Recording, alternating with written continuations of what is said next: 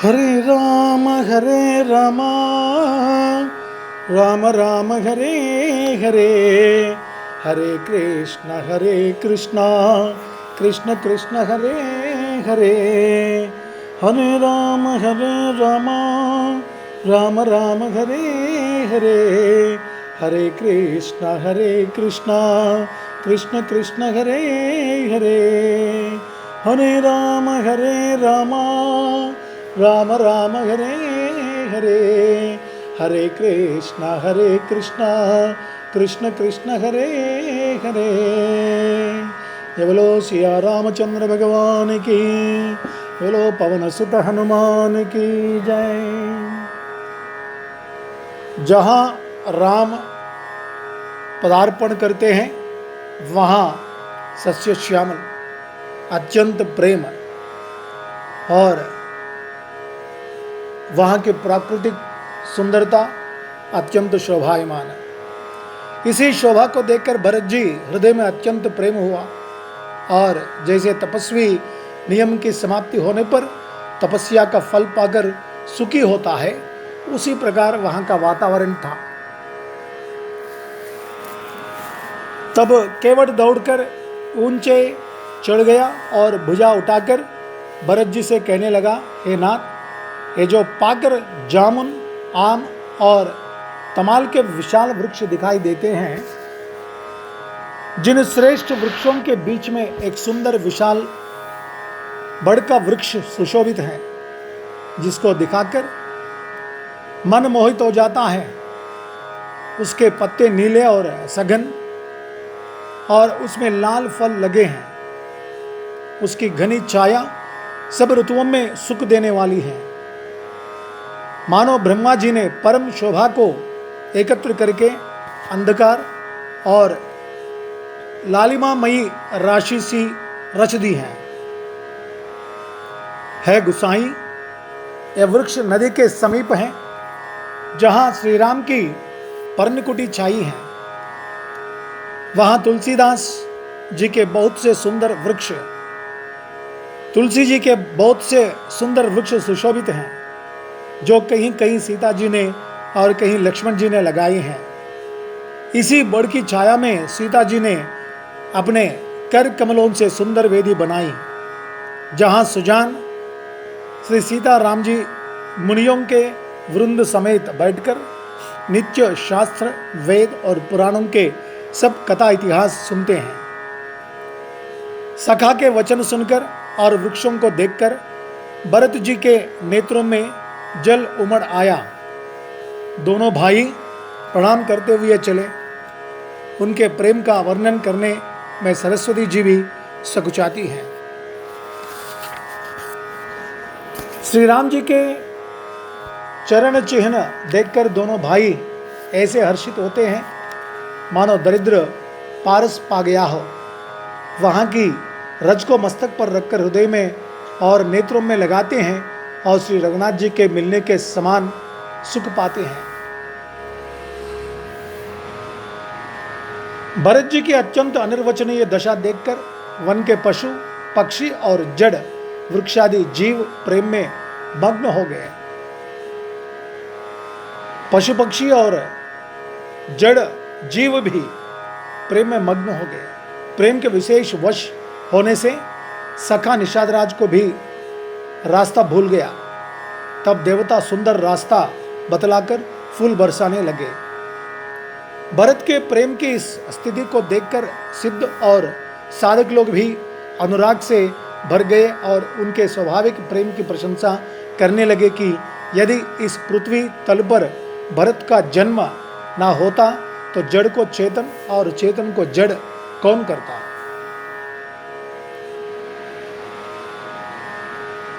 प्रेम अमृत है, विरह मंदराचल पर्वत। भरत जी गहरे समुद्र हैं। कृपा के समुद्र श्री रामचंद्र जी ने देवता और साधुओं के हित के लिए स्वयं मत कर यह प्रेम रूपी अमृत प्रकट किया है। सखा निषादराज सहित इस मनोहर जोड़ी को सघन वन की आड़ के कारण लक्ष्मण जी नहीं देख पाए, भरत जी ने प्रभु श्री रामचंद्र जी के मस्तक समस्त सुमंगलों के धाम, श्री रामचंद्र जी के समस्त सुमंगलों के धाम और सुंदर पवित्र आश्रम को देखा। करत प्रवेश मिटे दुख दावा, जन जोगी परमारथ पावा। देख भरत लखन प्रभु आगे, पूछे वचन कहत अनुरागे। आश्रम में प्रवेश करते ही भरत जी का दुख और दाह जलन मिट गया, ताप दूर हो गया, मानो योगी को परमार्थ की प्राप्ति हो गई है।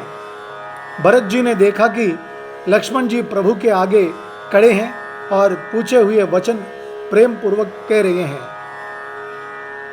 शीस जटा कटि पुनि पट बांधे, तून कसे कर सरधनु कांधे। बेदी पर मुनि साधु समाजु, सिय सहित राजत रघुराजु। सिर पर जटा है, कमर में मुनियों का वस्त्र बांधे हैं और उसी में तरकस कसे हैं। हाथ में बाण तथा कंधे पर धनुष है। वेदी पर मुनि तथा साधुओं का समुदाय बैठा है और सीता जी सहित श्री रघुनाथ जी विराजमान हैं। बलकल बसन जटिल तनु श्यामा, जन मुनि बेश की नरत कामा। कर कमल निधनु सायक फेरत, जी की जरनी हरत हसी हेरत।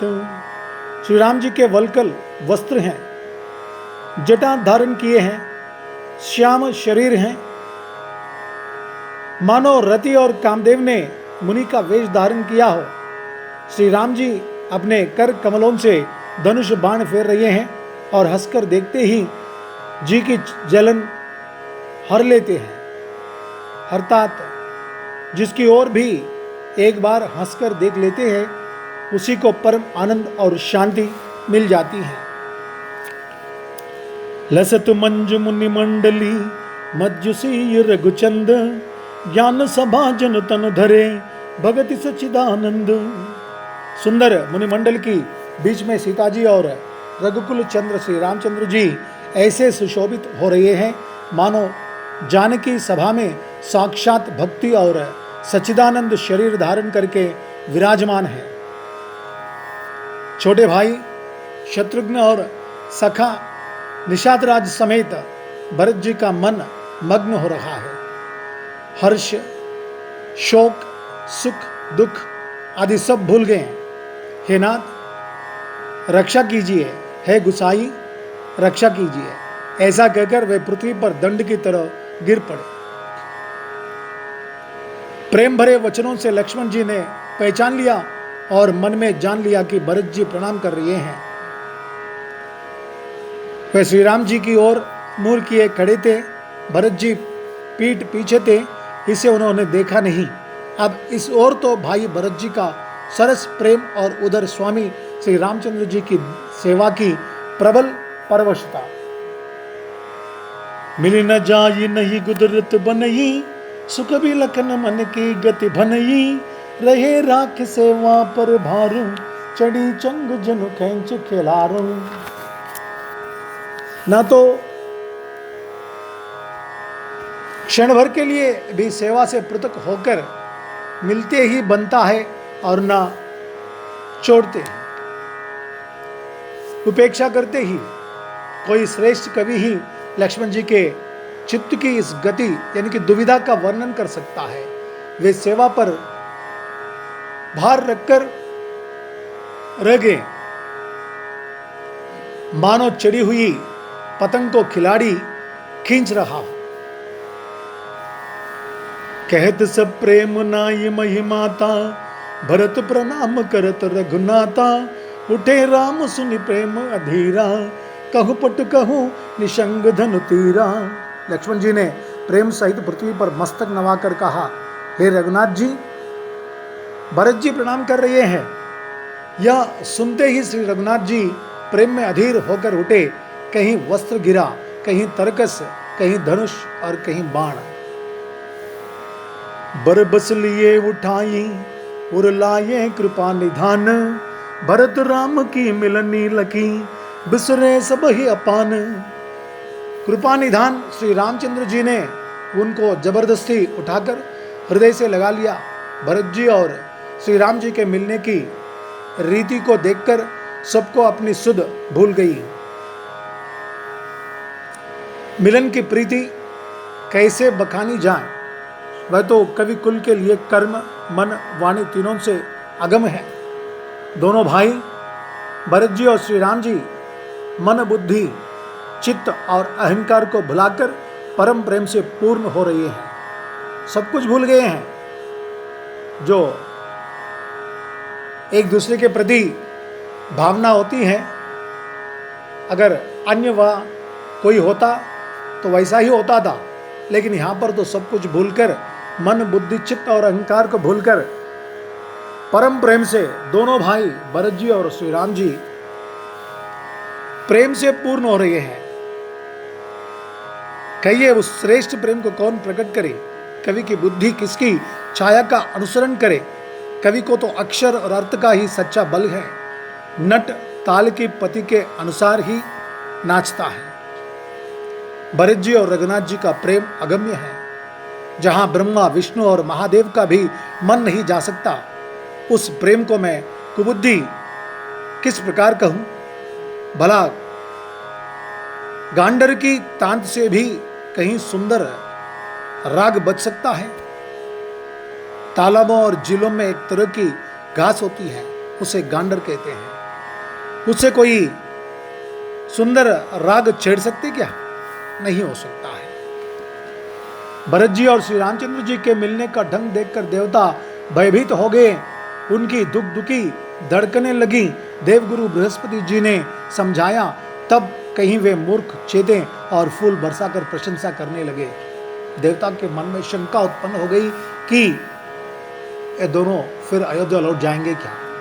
एक शंका उत्पन्न हो गई थी। मिल सब प्रेम रिपुसुद नहीं, केवट बंटे वो राम, भूरी भाई बेंटे भरत, लक्ष्मण करत प्रणाम।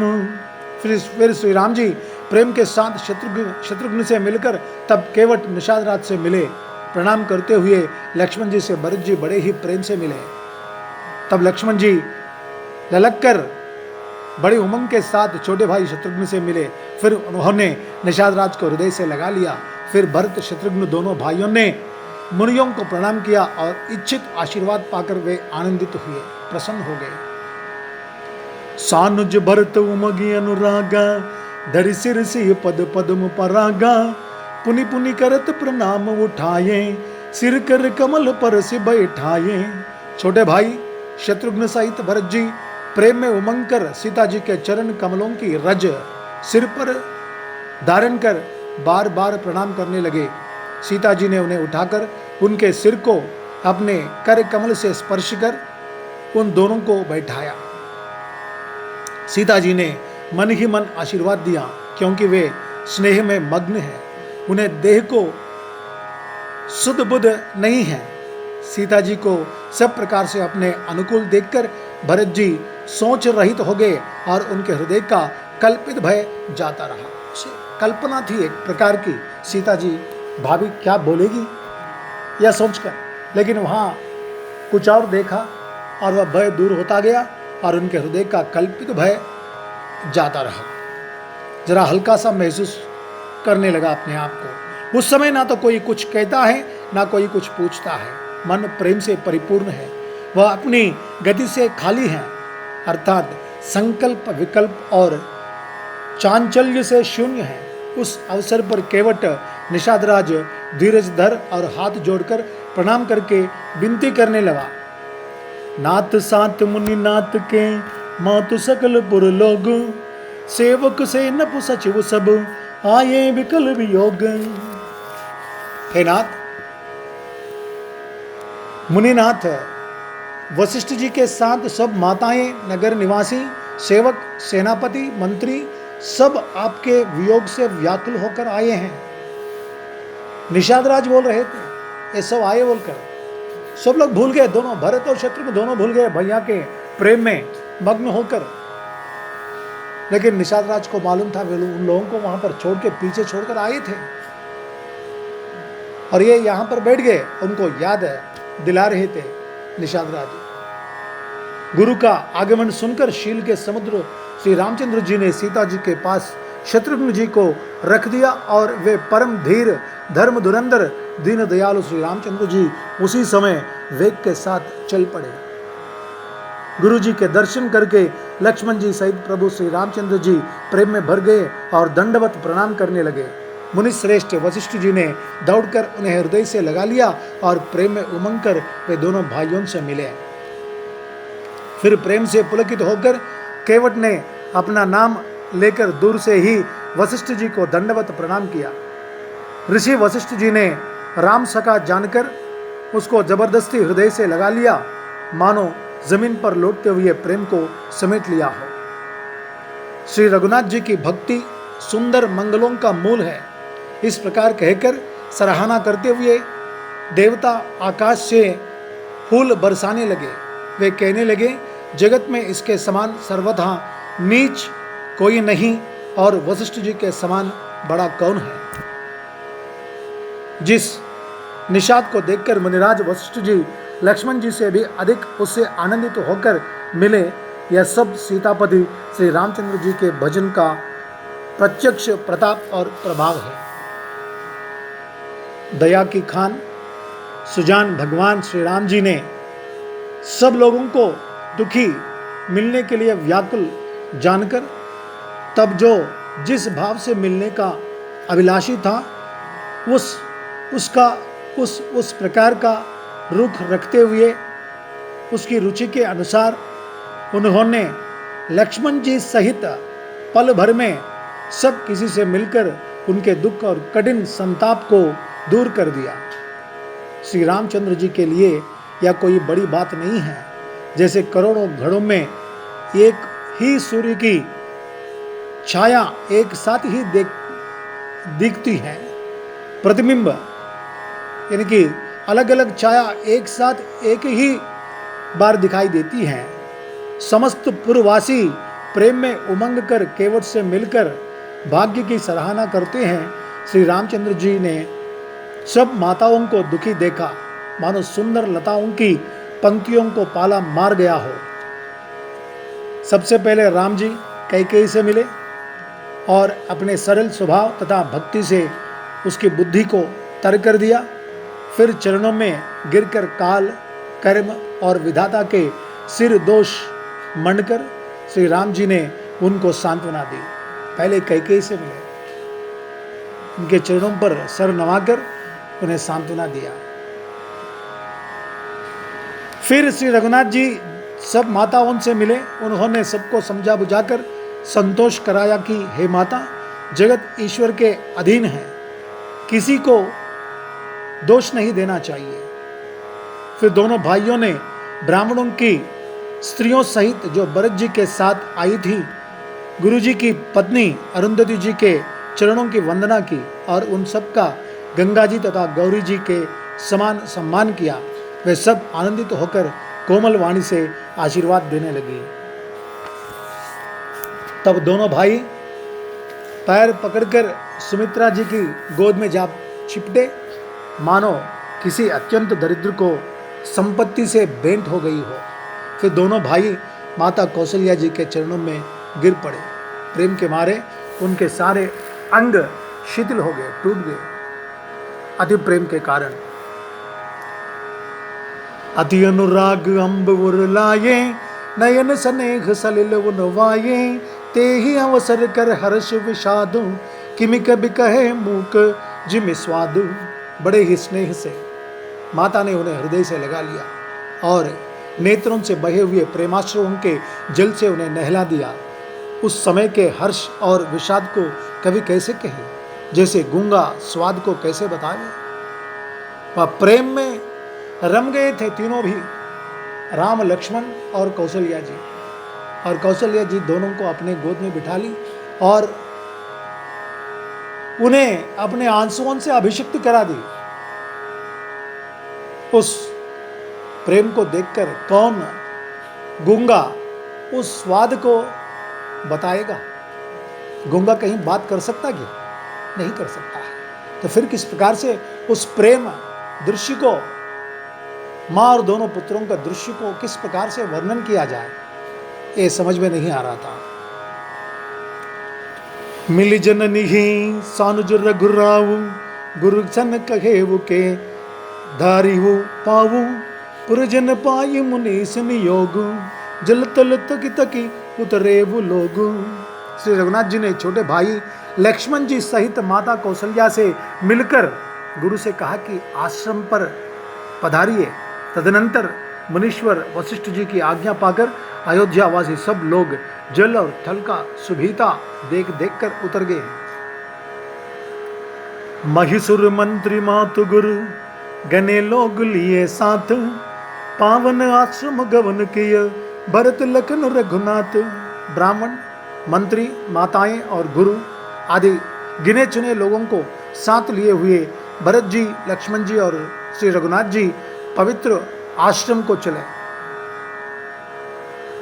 सीवाय मुनि बर पग लागी, उचित आशीष लहि मन मागी, गुरु पत्नी ही मुनि पत्नी हा, समेता मिल प्रेम कही जाई न जेता।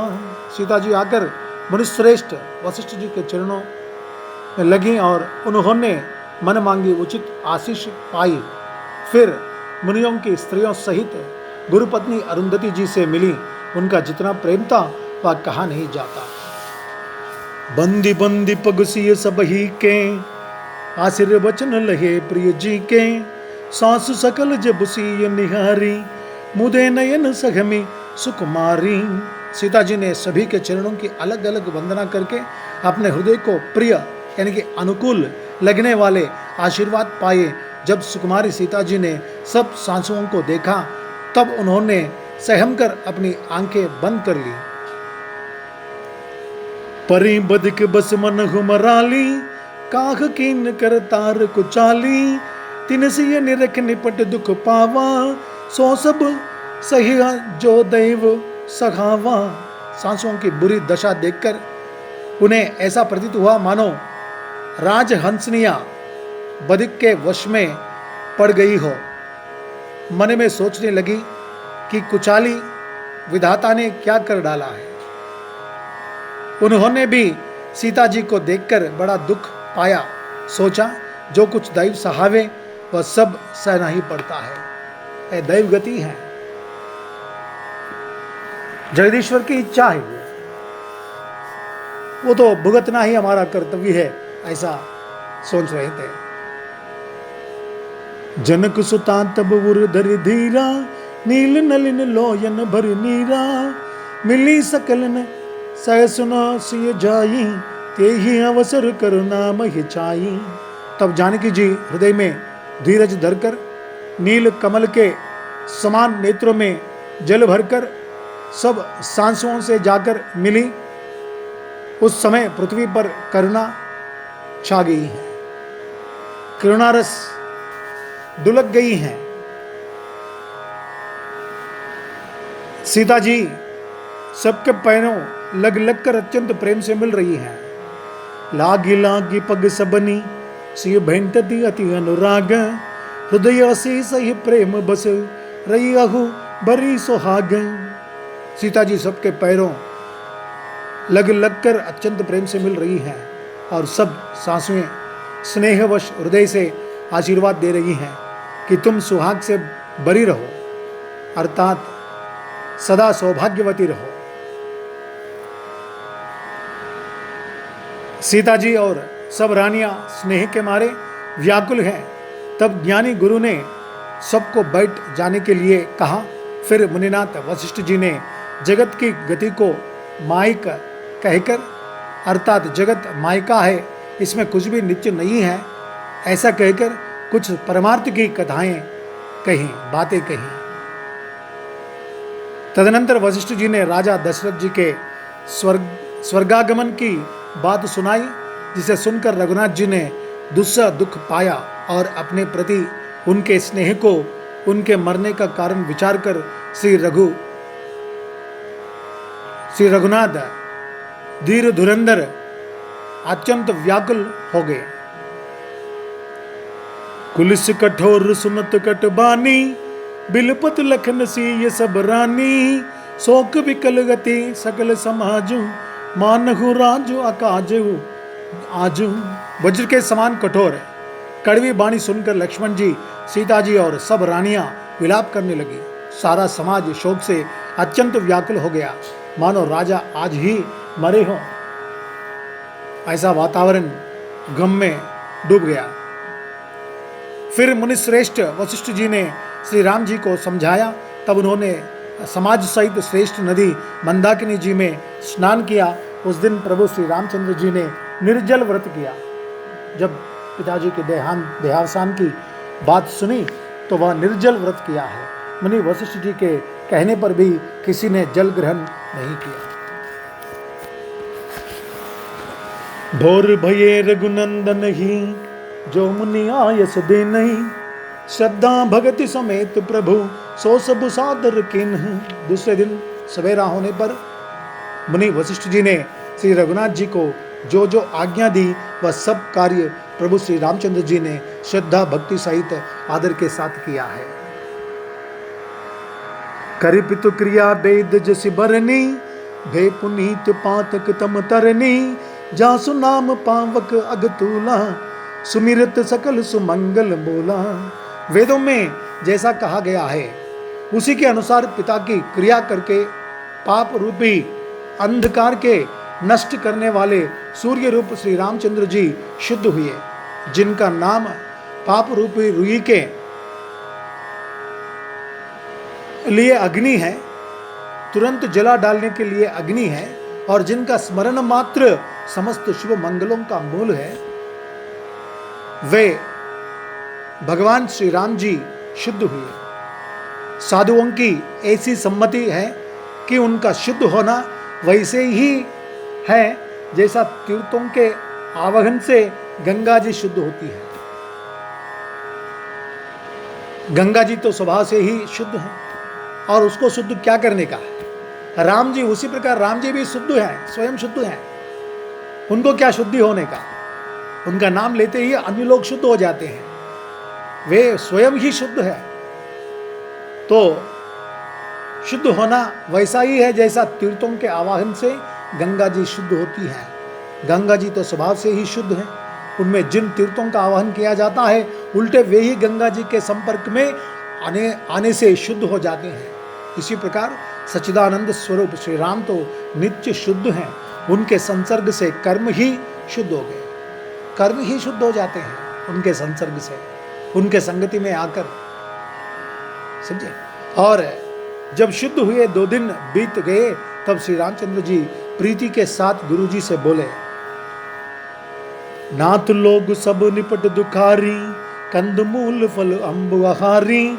सानुज भरत सचिव सब माता, देख मोहि पल जिमि जुग जाता। हे नाथ, सब लोग यहाँ अत्यंत दुखी हो रहे हैं। कंद मूल फल और जल का ही आहार करते हैं। भाई शत्रुघ्न सहित भरत को, मंत्रियों को और सब माताओं को देखकर मुझे एक एक पल युग के समान बीत रहा है। अतः सबके साथ आप अयोध्यापुरी को पधारिए, लौट जाइए। आप यहाँ हैं और राजा अमरावती स्वर्ग में है। मैंने बहुत कह डाला, यह सब बड़ी डिटाई की है। हे गोसाई, जैसा उचित हो वैसा ही कीजिए। 2 दिन से देख रहा हूं मैं, कंदमूल ही खा रहे हैं सभी लोग। अत्यंत दुख है सभी लोग। पिताजी तो वहां स्वर्ग सिधार गए और वहां अयोध्या सुनी है। मैं जो कुछ कहना है सबको कह दिया मैं।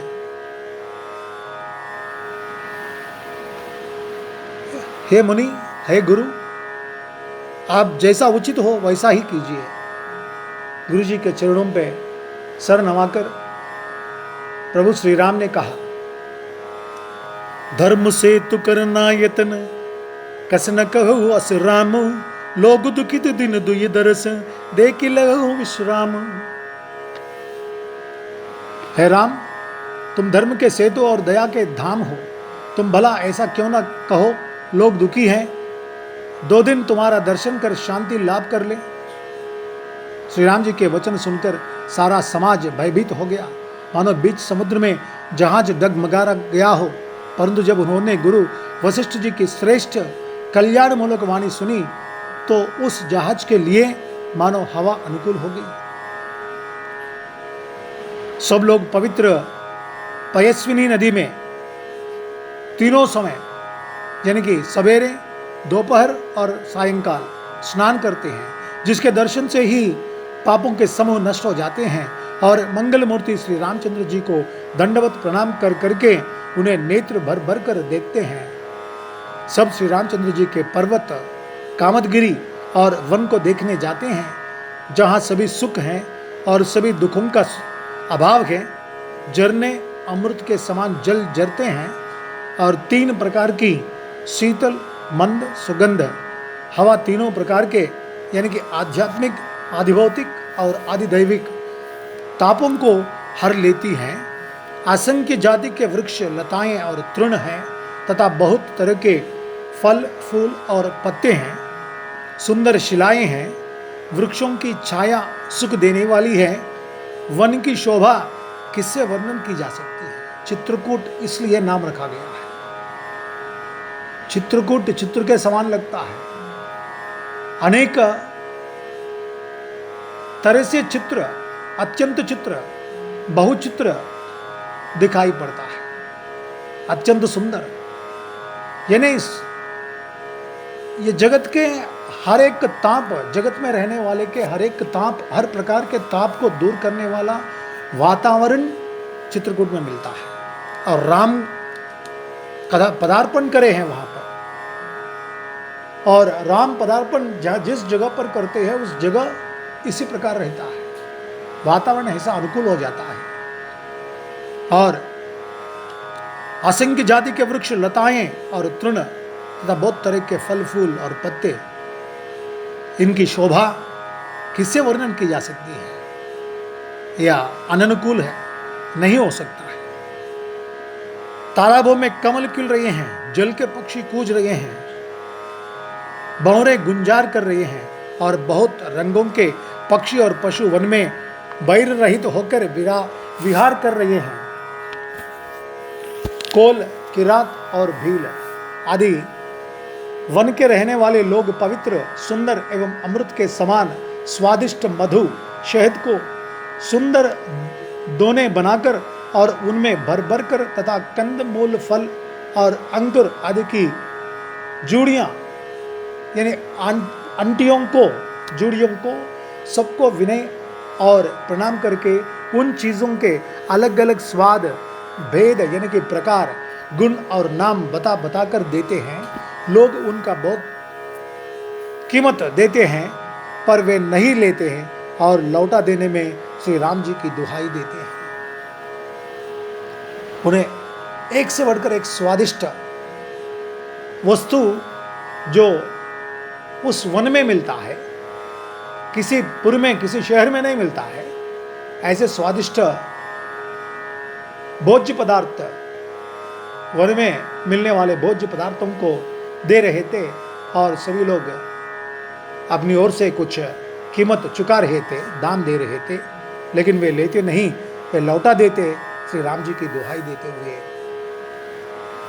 और प्रेम में मग्न हुए वे कोमल वाणी से कहते हैं कि साधु लोग प्रेम को पहचान कर उसका सम्मान करते हैं। आप तो पुण्यात्मा है, हम नीच निषाद हैं। श्री राम जी की कृपा से ही हमने आप लोगों के दर्शन पाए हैं। हम राम जी के कारण ही आप लोगों का दर्शन पाए हैं। हम कहाँ जंगलों में रहने वाले, और आप महात्मा पुण्यात्मा लोग, आप लोगों का दर्शन तो हमारे भाग्य में नहीं था, लेकिन प्रभु राम जी के कारण ही आप लोगों का दर्शन हो गया। ये बस है हमारे लिए, आप लोगों का दर्शन ही बस है, ये दाम चुकाने की ज़रूरत नहीं है बोलकर उन लोग राम जी की दुहाई लेते हैं।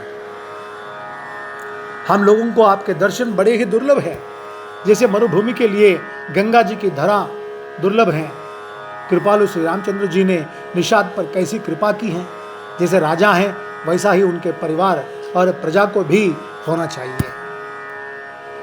हृदय में ऐसा जानकर संकोच छोड़कर और हमारा प्रेम देखकर कृपा कीजिए और हमको कृतार्थ करने के लिए ही फल, तृण और अंकुर लीजिए। आप प्रिय पाहुने वन में पधारे हैं, आपकी सेवा करने की योग्य हमारे भाग्य नहीं है। हे स्वामी, हम आपको क्या देंगे? बिलों की मित्रता तो बस ईंधन और पतों ही तक है, लकड़ी और पतों ही तक ही है, पत्तों तक ही है, और क्या दे सकते हैं? हमारी तो यही बड़ी भारी सेवा है कि हम आपके कपड़े और बर्तन नहीं चुरा लेते। हम लोग जड़ जीव हैं, जीवों की हिंसा करने वाले हैं, कुटिल, कुचाली, कुबुद्धि और कुजाति हैं, कुजात के हैं हम सब। हमारे दिन रात पाप करते ही बीतते हैं, तो भी ना तो हमारी कमर में कपड़ा है और ना पेट ही भरते हैं। हमें स्वप्न में भी कभी धर्म बुद्धि कैसी है? यह सब तो श्री रघुनाथ जी के दर्शन का प्रभाव है। जब से प्रभु के चरण कमल देखें, तब से हमारे दुस्सह दुख और दोष मिट गए। वनवासियों के वचन सुनकर अयोध्या के लोग प्रेम में भर गए और उनके भाग्य की सराहना करने लगे। यह सब राम जी का ही प्रभाव। जहां कदम रखते हैं पावन चरण, जहां कदम रखते हैं वहां ऐसा ही सुख, ऐसा ही शांति, ऐसा ही हरियाली, वातावरण सुशोभित सुंदर। ये लोग के तापों को दूर करने वाला बन जाता है वातावरण। लाग सराहन भाग सब, अनुराग वचन सुना वही, बोलन मिलन सी राम चरण, स्नेहु लख सुख पावही। नर नार निद रही नेहु निज, सुनिकोल भिल्लन की गिरा, तुलसी कृपा रघुबंश मनी की, लोग ले लौका तिरा। सब उनके भाग्य की सराहना करने लगे और प्रेम के वचन सुनाने लगे। उन लोगों के बोलने और मिलने का ढंग तथा श्री सीताराम जी के चरणों में उनका प्रेम देखकर सब सुख पा रहे हैं। उन कोल भीलों की वाणी सुनकर सभी नर नारी अपने प्रेम का निरादर करते हैं, उसे धिक्कार देते हैं। तुलसीदास जी कहते हैं कि यह रघुवंशी मणि श्री रामचंद्र जी की कृपा है कि लोहा नौका को अपने ऊपर लेकर तैर गया। बिह रही बन चहु और, प्रतिदिन प्रमुदित लोग सब, जल ज्यों दादर मोर भये, पीन पावस प्रथम। सब लोग दिनों दिन परम आनंदित होते हुए वन में चारों ओर विचरते हैं, जैसे पहली वर्षा के जल से मेंढक और मोर मोटे हो जाते हैं, प्रसन्न होकर नाचते कूदते हैं। पुरजन नारी मगन गति प्रीति, बासर जाहि पलक सम बीती, सीय सासु प्रति बेश बनाई, सादर करे सरिस सेवकाई। अयोध्यापुरी के पुरुष और स्त्री सभी प्रेम में अत्यंत मग्न हो रहे हैं। उनके दिन पल के समान बीते जाते हैं। जितने सासुएं थी उतने ही वेश बनाकर सीता जी सब सासुओं की आदर पूर्वक एक सी सेवा करती हैं। सीता जी एक ही अकेली ही तीनों सासों की सेवा एक समान कर रही है।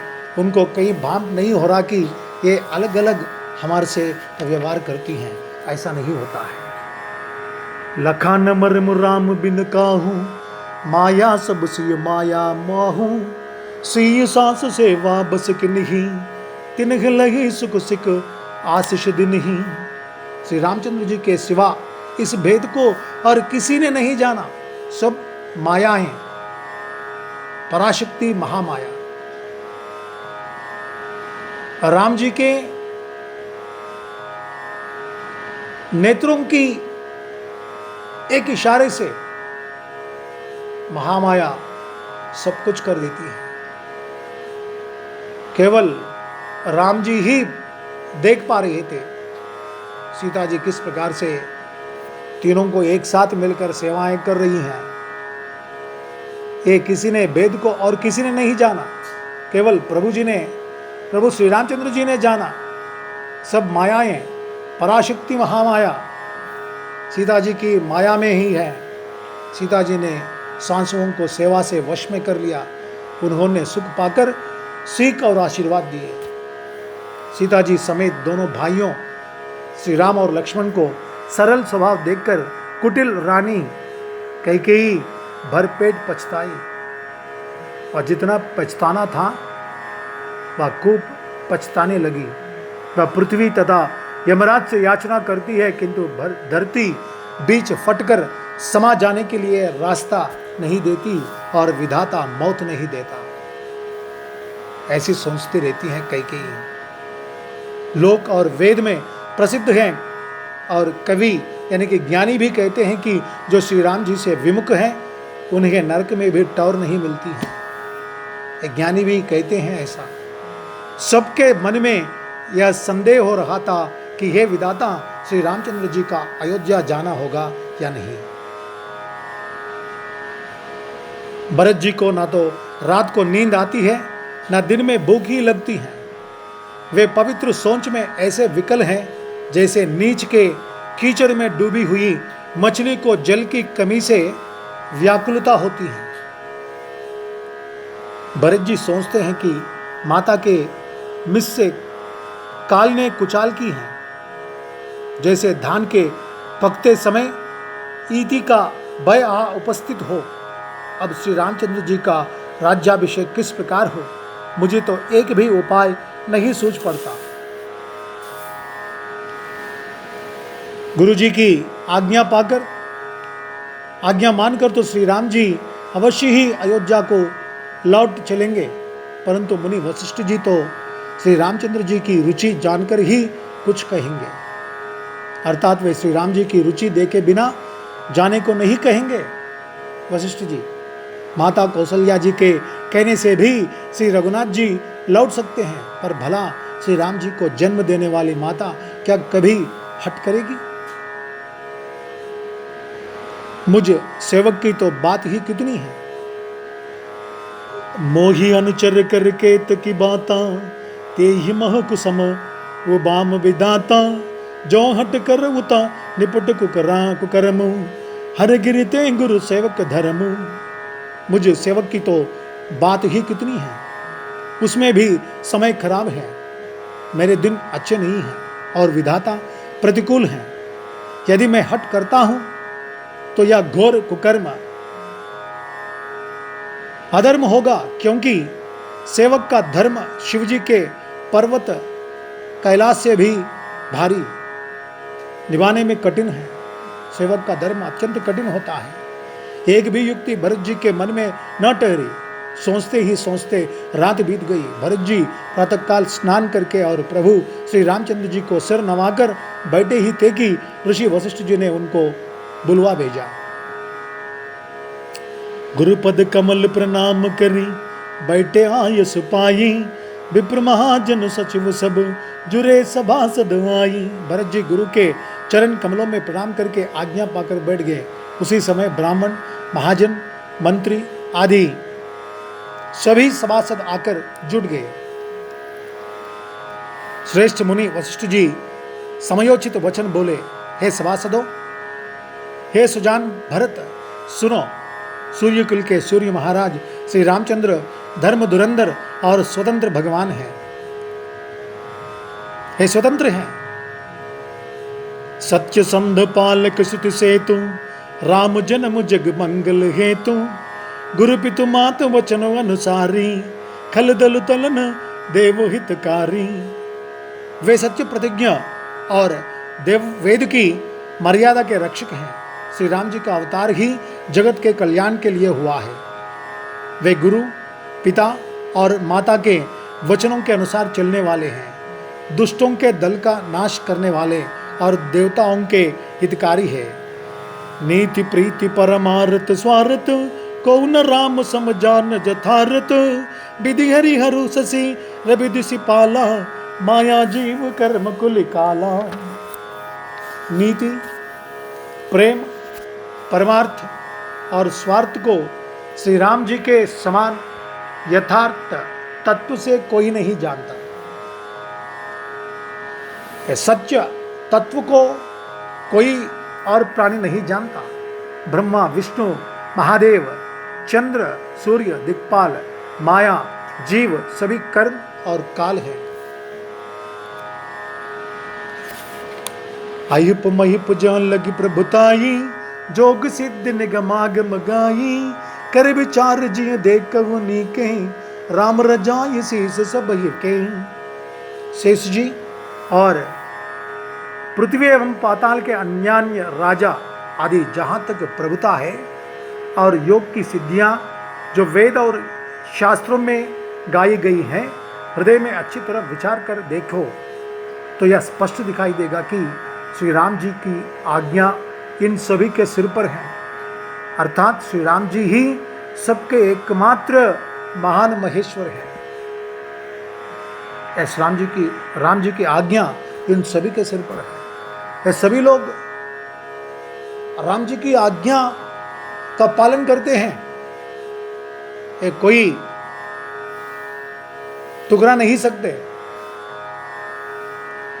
राख राम रजाई रुख, हम सब कर हित होई, समुझ सयाने करहु अब, सब मिल सम्मत होई।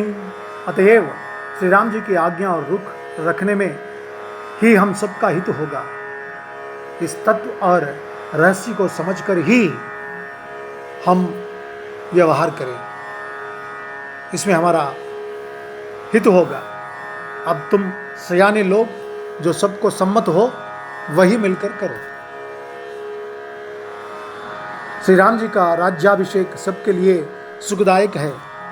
मंगल और आनंद का मूल यही एक मार्ग है।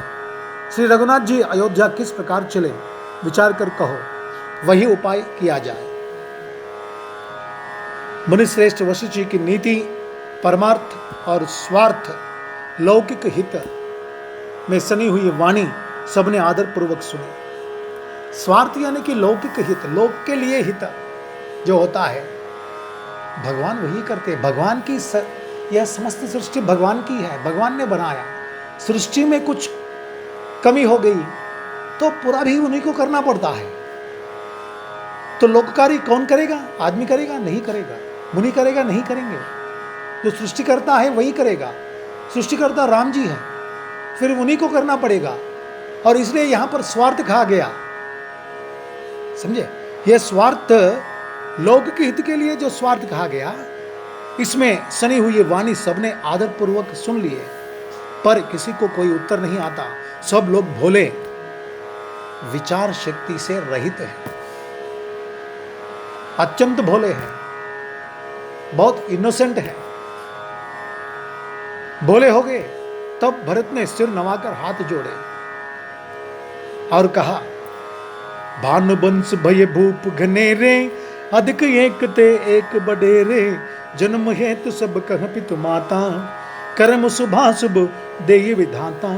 सूर्यवंश में एक से एक अधिक बड़े बहुत से राजा हो गए हैं।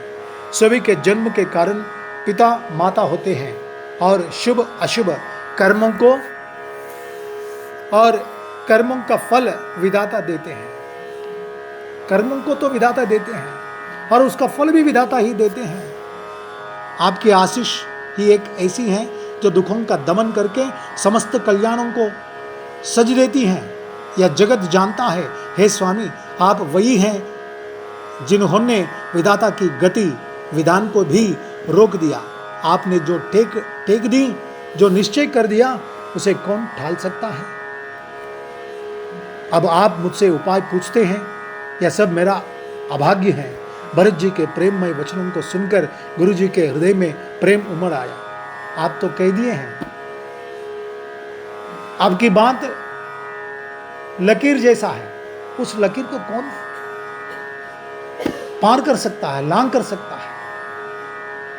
आपकी बात को कोई लांग सकता क्या?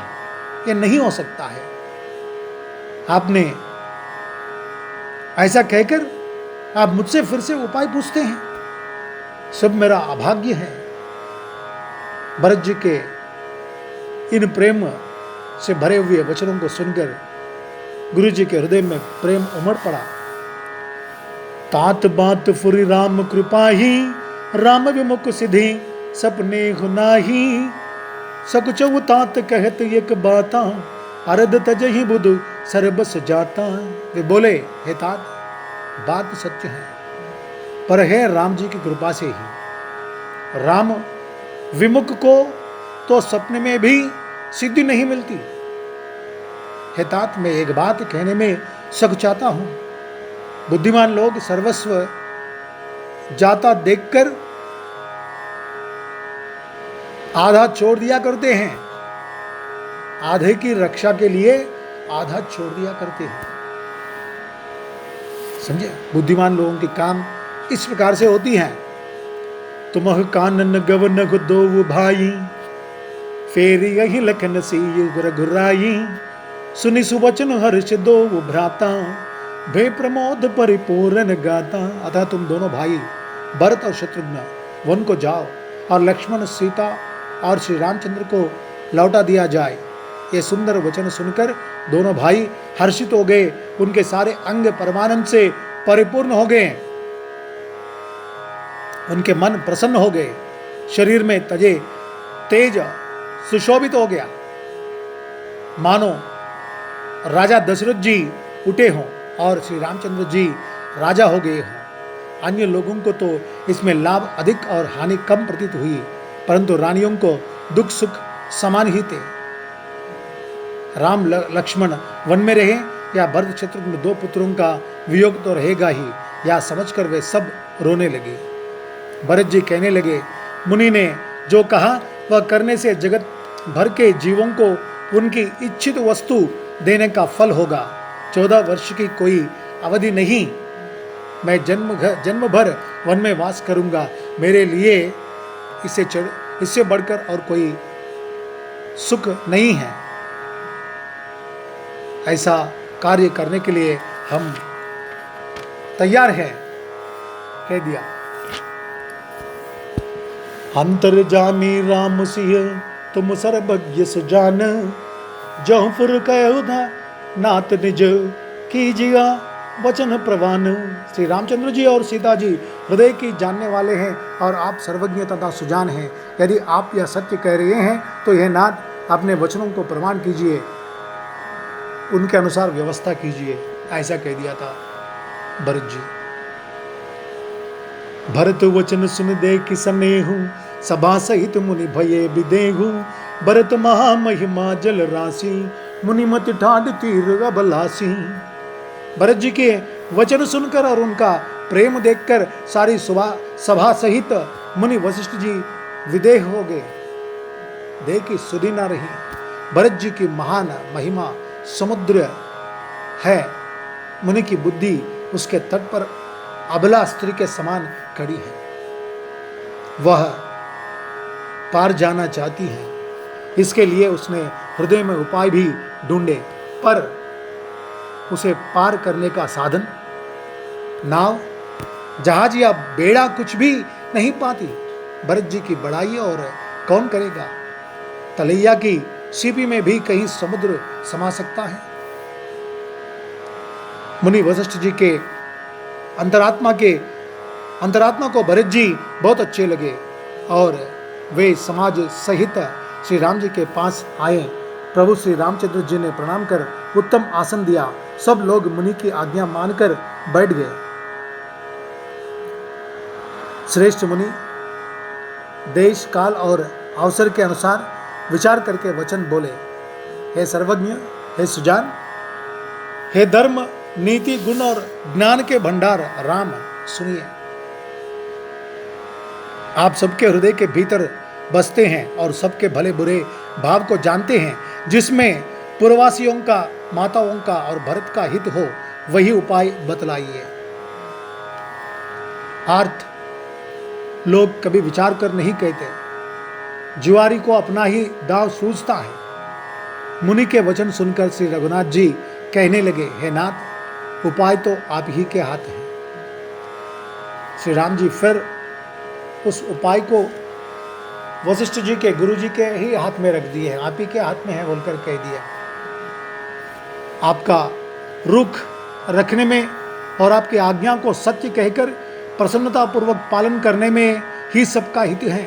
पहले तो मुझे जो आज्ञा हो मैं उसी शिक्षा को माथे पर चढ़ाकर करूं। फिर है गोसाई, आप जिसको जैसा कहेंगे वह सब तरह से सेवा में लग जाएगा, आज्ञा पालन करेगा। मुनि वशिष्ठ जी कहने लगे, हे राम, तुमने सच कहा, पर भरत के प्रेम ने विचार को नहीं रहने दिया। हे राम, तुमने सच कहा है, पर भरत जी के प्रेम ने विचार को नहीं रहने दिया। इसलिए मैं बार बार कहता हूं, मेरी बुद्धि भरत की भक्ति के वश हो गई है। मेरी बुद्धि भरत के भक्ति के वश हो गई है। मेरी समझ में तो भरत की रुचि रखकर जो कुछ किया जाएगा, शिव जी साक्षी हैं, वह सब शुभ ही होगा। मैं भी भरत का हो गया। तुम्हारे कर्तव्य के बारे में नहीं जानता मैं, लेकिन भरत की भक्ति में भी उसमें मिल गया, एक में एक हो गया मैं।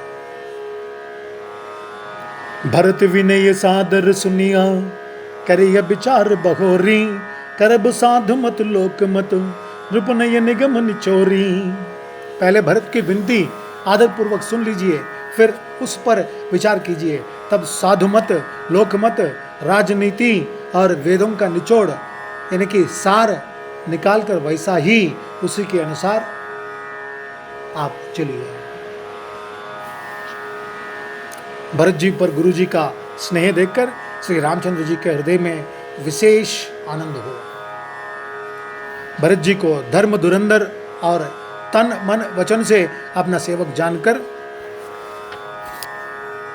श्री रामचंद्र जी गुरु जी की आज्ञा के अनुकूल मनोहर, कोमल और कल्याण के मूल वचन बोले। हे नाथ, आपकी सौगंध है और पिताजी के चरणों की दुहाई है, मैं सत्य कहता हूँ, विश्व भर में भरत के समान भाई कोई हुआ ही नहीं है। जो लोग गुरु के चरण कमलों के अनुरागी हैं, वे लोक में भी और वेद में भी बड़भागी होते हैं। जिस पर आपका ऐसा स्नेह है, उस भरत के भाग्य को कौन कह सकता है। छोटा भाई जानकर भरत के मुंह पर उसकी बड़ाई करने में मेरी बुद्धि सकुचाती है। ये मेरा छोटा है, मैं उसी के सामने प्रशंसा नहीं कर पाता। मैं ये मेरी बुद्धि सकुचाती है। फिर भी मैं तो यही कहूंगा कि भरत जो कुछ कहें वही करने में भलाई है, ऐसा कहकर श्री रामचंद्र जी चुप हो रहे हैं। तब मुनि बोले भरत सन, सब संकोच तजितात, कृपा सिंधु प्रिय बंधु सन, कहो हृदय के बात। तब मुनि भरत जी से बोले, हे तात, सब संकोच त्याग कर कृपा के समुद्र अपने प्यारे भाई से अपने हृदय की बात कहो। मुनि के वचन सुनकर और श्री रामचंद्र जी का रुख पाकर गुरु तथा स्वामी को भरपेट अपने अनुकूल जानकर मारा सारा बोझ अपने ही ऊपर समझकर भरत जी कुछ कह नहीं सकते। वे विचार करने लगे। सारा बोझ उन पर आकर गिरा है, भरत जी के ऊपर।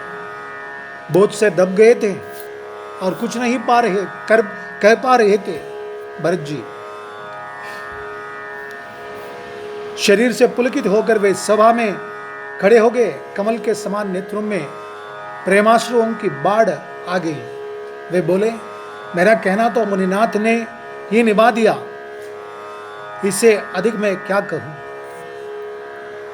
मुनि ने ही कह दिया, गुरु ने ही कह दिया, और क्या कहूं मैं। अपने स्वामी का स्वभाव में जानता हूं। वे अपराधी पर भी कभी क्रोध नहीं करते। अपराधी पर भी मैं राम जी को, मेरे प्रभु को मैं अच्छी तरह से जानता हूं। राम जी स्वयं कह दिए, और मुझे क्या कहना है। वे अपराधी को भी क्षमा कर देते हैं, क्रोध नहीं करते। मुझ पर तो उनकी विशेष कृपा और स्नेह है, प्रेम है। मैंने खेल में भी कभी उनकी अप्रसन्नता नहीं देखी। बचपन से ही मैंने उनका साथ नहीं छोड़ा। और उन्होंने भी मेरे उनको कभी नहीं तोड़ा। मन के प्रतिकूल कोई काम नहीं किया। मैंने प्रभु की कृपा की रीति को हृदय में भली भांति देखा, अनुभव किया। मेरे हारने पर भी खेल में प्रभु मुझे जिता देते रहे हैं। मेरे हारने पर भी ये मुझे जिताते थे।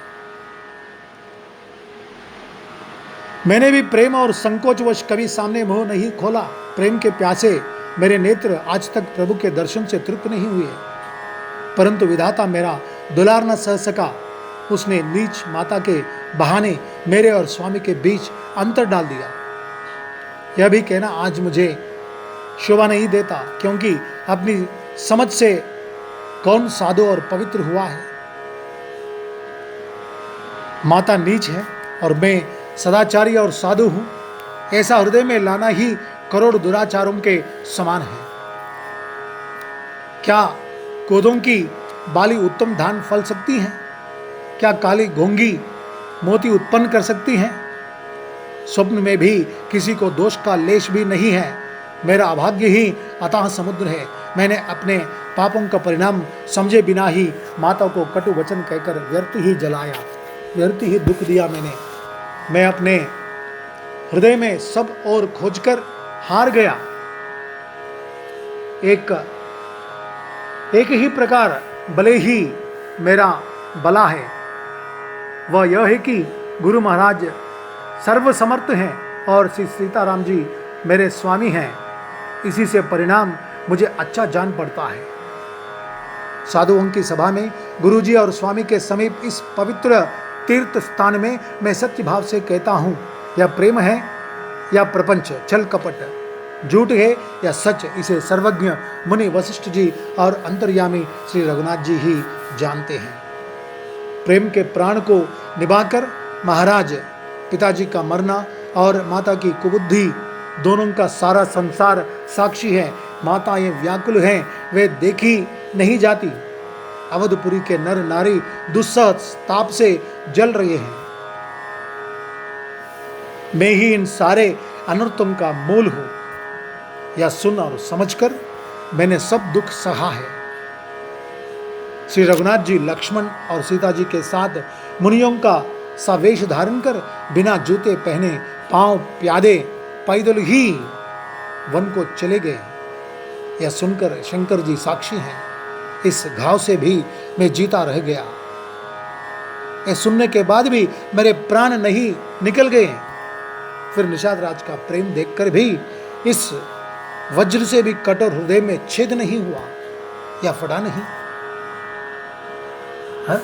और अब यहां आकर सब आंखों देख लिया, या जड़ जीव जीता रहकर सभी सहावेगा, जिनको देखकर रास्ते की सांपनी और बीची भी अपने भयानक विष और तीव्र क्रोध को त्याग देती हैं।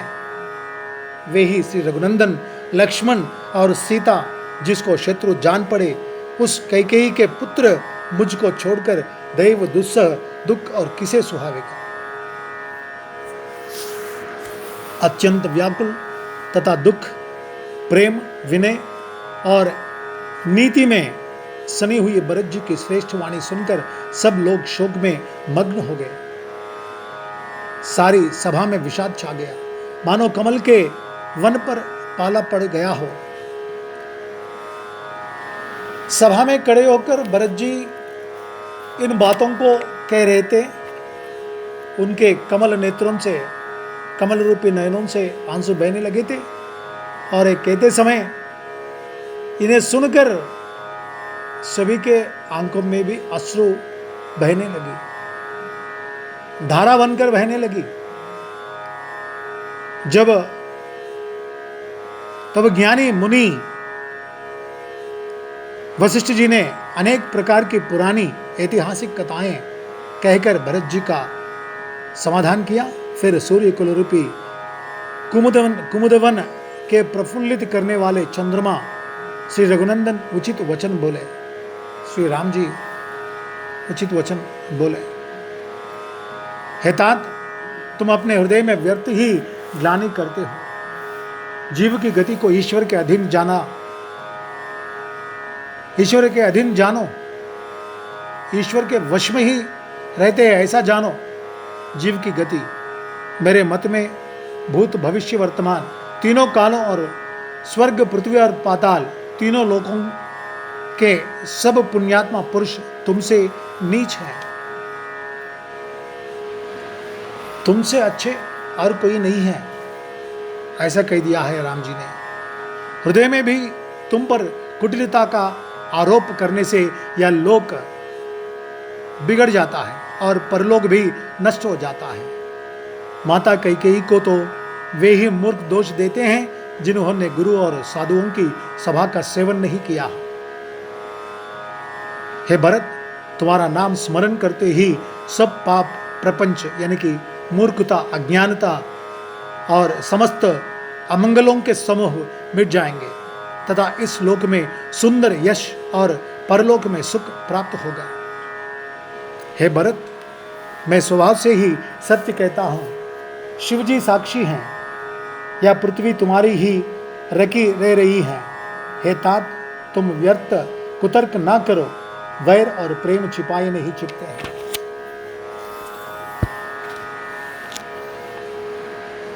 पक्षी और पशु मुनियों के पास चले जाते हैं, पर हिंसा करने वाले बधिकों को देखते ही भाग जाते हैं। मित्र और शत्रु को पशु पक्षी भी पहचानते हैं, फिर मनुष्य शरीर तो गुण और ज्ञान का भंडार ही है। हे तात, मैं तुम्हें अच्छी तरह जानता हूं, क्या करूं? जिसमें बड़ा असमंजस दुविधा है। राजा ने मुझे त्याग कर सत्य को रखा और प्रेम प्रण के लिए शरीर छोड़ दिया। उनके वचन को मेटते मन में सोच होता है, उससे भी बढ़कर तुम्हारा संकोच है।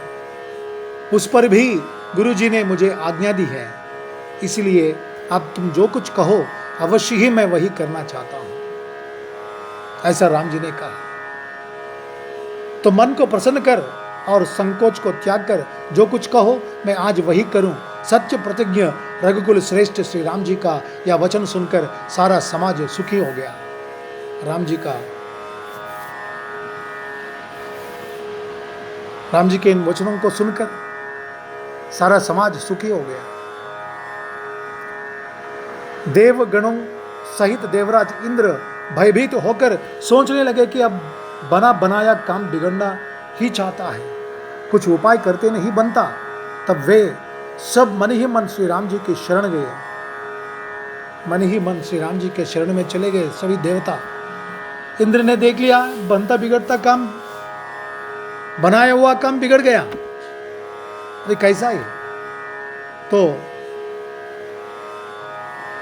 इंद्र ने अन्य देवताओं से कहा कि तुम लोग क्यों कोई उपाय करते नहीं? तो अन्य देवता सभी लोग राम जी के पास चले गए। फिर वे विचार करके आपस में कहने लगे कि श्री रघुनाथ जी तो भक्त की भक्ति के वश हैं। अम्बरीश और दुर्वासा की घटना याद करके तो देवता और इंद्र बिल्कुल ही निराश हो गए। हे भक्तों के भक्ति में चले जाते हैं हे प्रभु राम जी, और यहां पर भी वही हो रहा है। भरत जी के भक्ति में मग्न हो गए। पहले देवताओं ने बहुत समय तक दुख सहे, तब भक्त प्रहलाद ने ही नृसिंह भगवान को प्रकट किया था। तब देवता परस्पर कानों से लग लग कर और सिर धुन कर कहते हैं कि अब देवताओं का काम भरत जी के हाथ है। देवताओं का काम भरत जी के हाथ में है, राम जी के हाथ में भी नहीं है। हे देवताओं, और कोई उपाय नहीं दिखाई देता। श्री राम जी अपने श्रेष्ठ सेवकों की सेवा को मानते हैं, अतएव अपने गुण और शील से श्री राम जी को वश में करने वाले भरत जी का ही सब लोग अपने अपने हृदय में प्रेम सहित स्मरण करो, प्रेम सहित स्मरण करो, ऐसा कह दिया था इंद्र ने।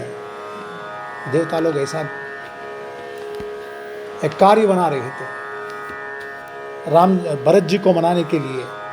राम जी तो भरत जी के हो गए तो भक्तों के हो गए, उनके अधीन में चले जाते हैं। जब प्रभु श्री राम भक्तों के अधीन हो जाते हैं तो भक्त जैसा बोलते हैं वैसे ही कर देते हैं, और अभी भरत को ही हमें हमारी ओर खींच लेना चाहिए, नहीं तो बनाया हुआ काम बिगड़ जाएगा, ऐसा कहने लगे थे।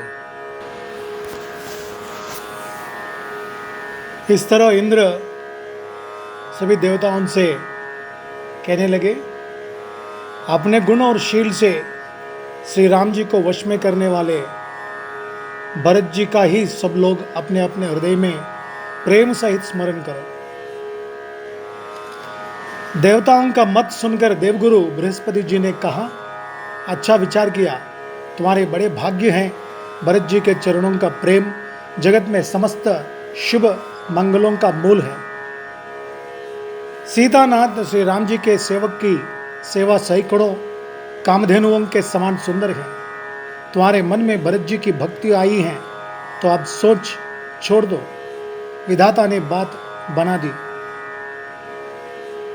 हे देवराज, भरत जी का प्रभाव तो देखो।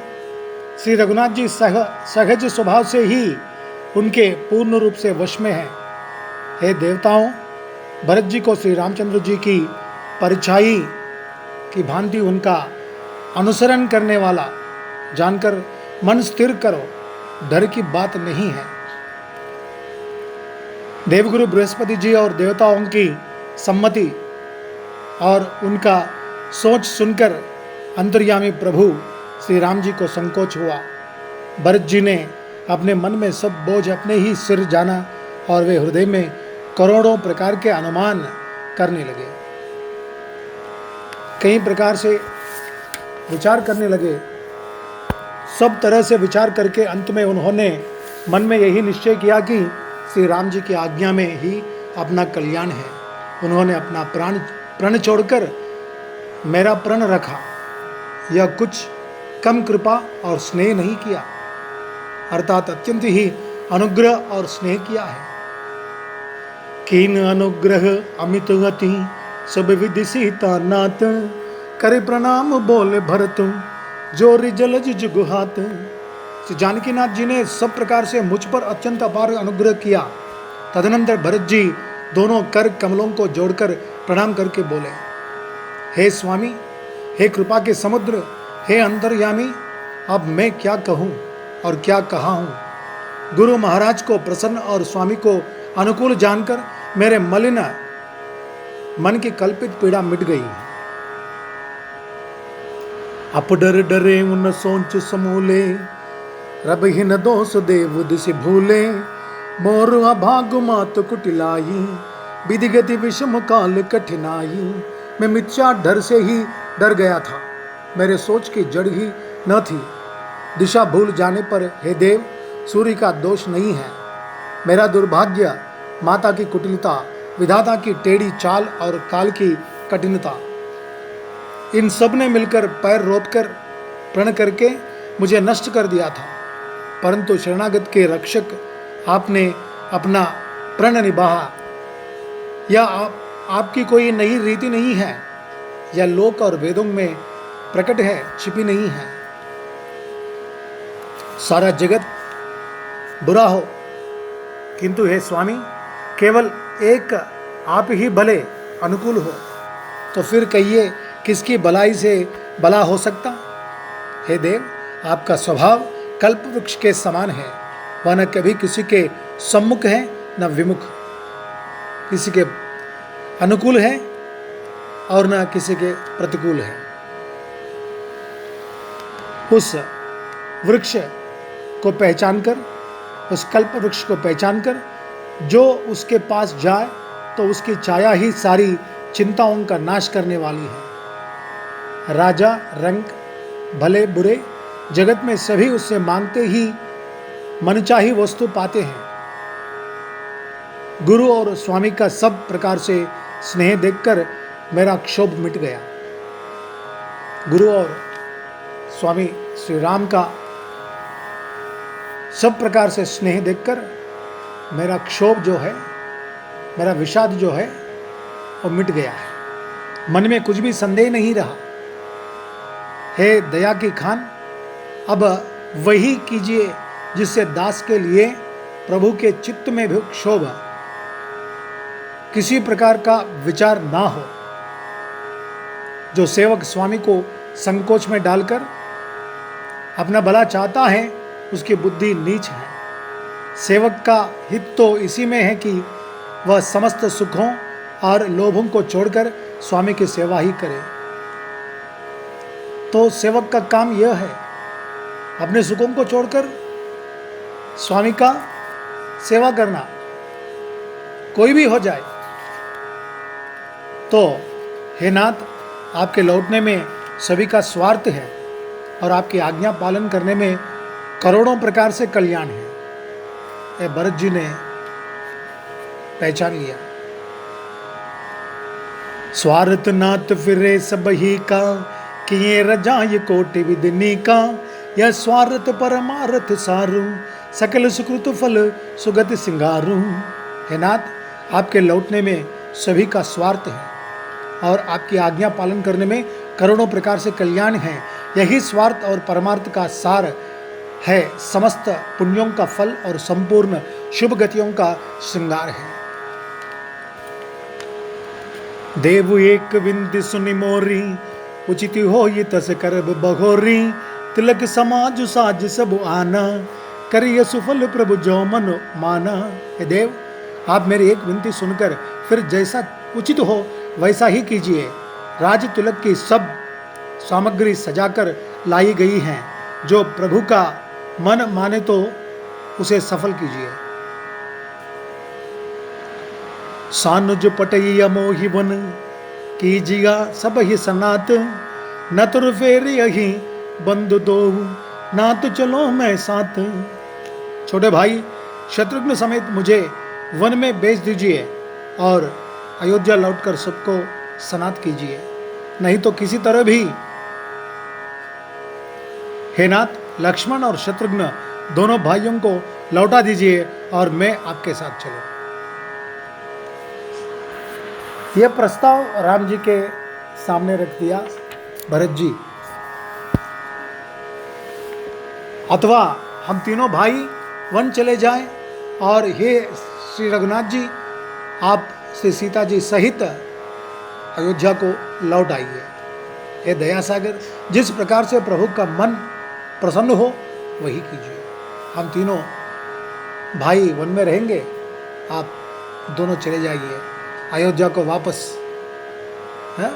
सीता जी सहित आप चले जाइए, हम तीनों भाई वन में रहेंगे 14 वर्ष। हे देव, आपने सारा भार जिम्मेदारी मुझ पर रख दिया, पर मुझ में ना तो नीति का विचार है ना धर्म का। मैं तो अपने स्वार्थ के लिए सब बातें कह रहा हूं। आर्त मनुष्य के चित्त में चेत नहीं रहता, विवेक नहीं रहता। स्वामी की आज्ञा सुनकर जो उत्तर दे, ऐसे सेवक को देखकर लज्जा भी लजा जाती है। मैं अवगुणों का ऐसा अथाह समुद्र हूं कि प्रभु को उत्तर दे रहा हूं, किंतु स्वामी स्नेहवश साधु कहकर मुझे सराहते हैं। हे कृपालु, अब तो वही मत मुझे भाता है जिससे स्वामी का मन संकोच न पावे। प्रभु के चरणों की शपथ है, मैं सत्य भाव से कहता हूं, जगत के कल्याण के लिए एक यही उपाय है। प्रभु प्रसन्न मन सकुच सजी, जो जे ही आय सो देव। सो सिर धरि धरि कर ही सब, मिट ही अनट कवरेब। प्रसन्न मन से संकोच त्याग कर प्रभु जिसे जो आज्ञा देंगे उसे सब लोग सिर चढ़ा चढ़ा कर करेंगे और सब उपद्रव और उलझने मिट जाएंगे। भरत जी के पवित्र वचन सुनकर देवता हर्षित हुए और साधु साधु कहकर सराहना करते हुए देवताओं ने फूल बरसाए। अयोध्या निवासी असमंजस के वश हो गए। तपस्वी तथा वनवासी लोग मन में परम आनंदित हुए, किंतु संकोची श्री रघुनाथ जी चुप ही रह गए। प्रभु की यह स्थिति मौन देख सारी सभा सोच में पड़ गई।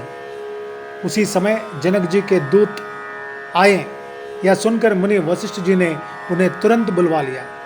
जनक जी भी वहां पर पधारे। उनके दूत आकर बताए कि जनक जी वहाँ पर आ गए हैं और वशिष्ठ जी ने उन्हें तुरंत वहाँ बुलवाया। उन्होंने आकर प्रणाम करके श्री रामचंद्र जी को देखा।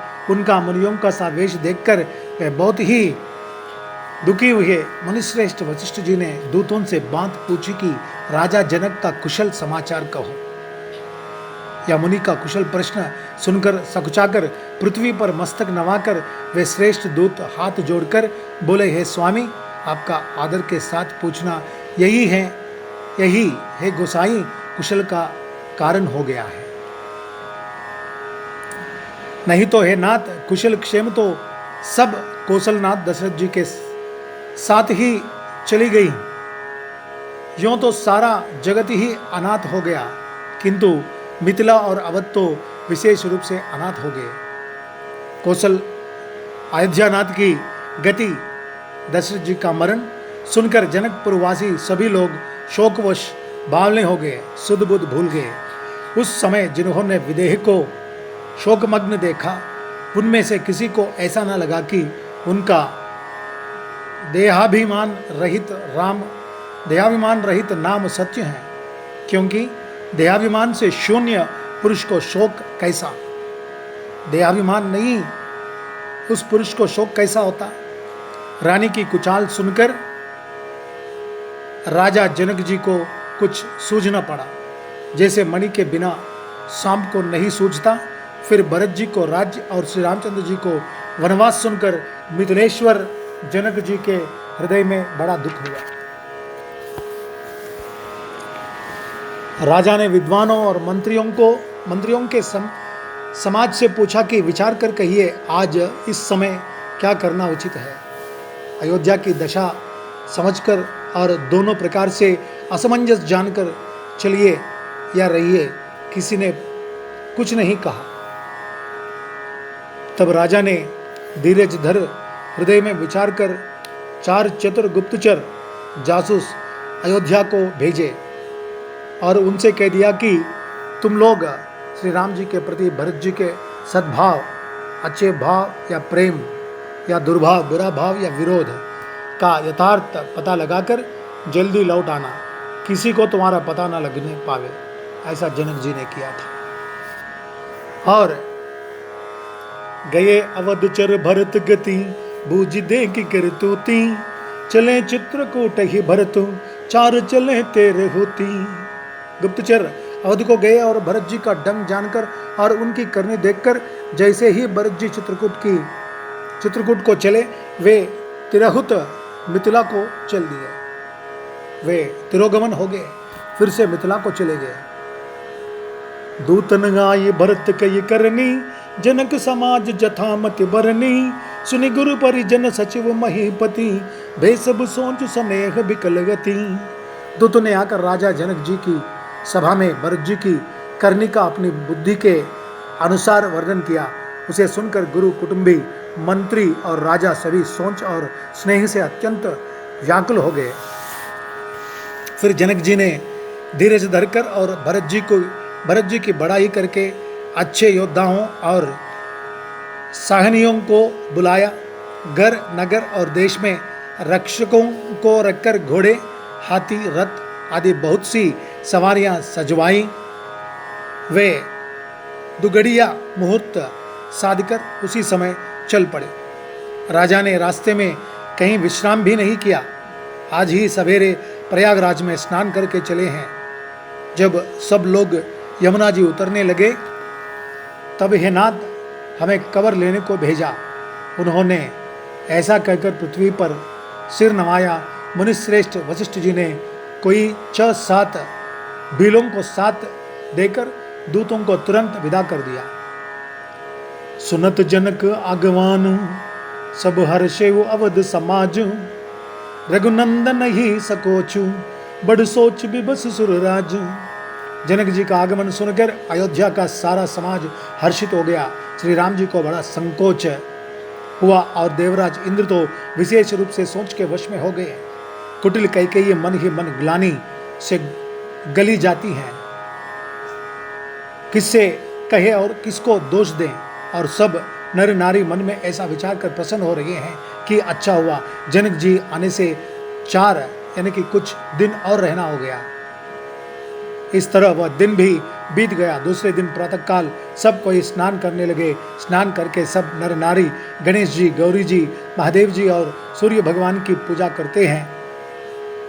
फिर लक्ष्मीपति भगवान विष्णु के चरणों की वंदना करके दोनों हाथ जोड़कर आंचल पसार कर विनती करते हैं कि श्री राम जी राजा हो, जानकी जी रानी हो तथा राजधानी अयोध्या आनंद की सीमा होकर फिर समाज सहित सुखपूर्वक बसे और श्री राम जी भरत जी को युवराज बनावे।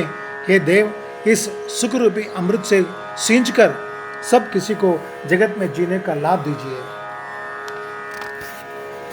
गुरु समाज और भाइयों समेत श्री राम जी का राज्य अवधपुरी में हो और श्री राम जी के राजा रहते ही हम लोग अयोध्या में मरे, सब कोई यही मांगते हैं। अयोध्या वासियों की प्रेममयी वाणी सुनकर ज्ञानी मुनि भी अपने योग और वैरागी की निंदा करते हैं। अवधवासी इस प्रकार नित्य कर्म करके श्री राम जी को पुलकित शरीर हो प्रणाम करते हैं। ऊंच नीच मध्यम नर नारी लहि दरस निज निज अनुहारी, सावधान सब ही सन्मानी, सकल सराहत कृपा निधान ही।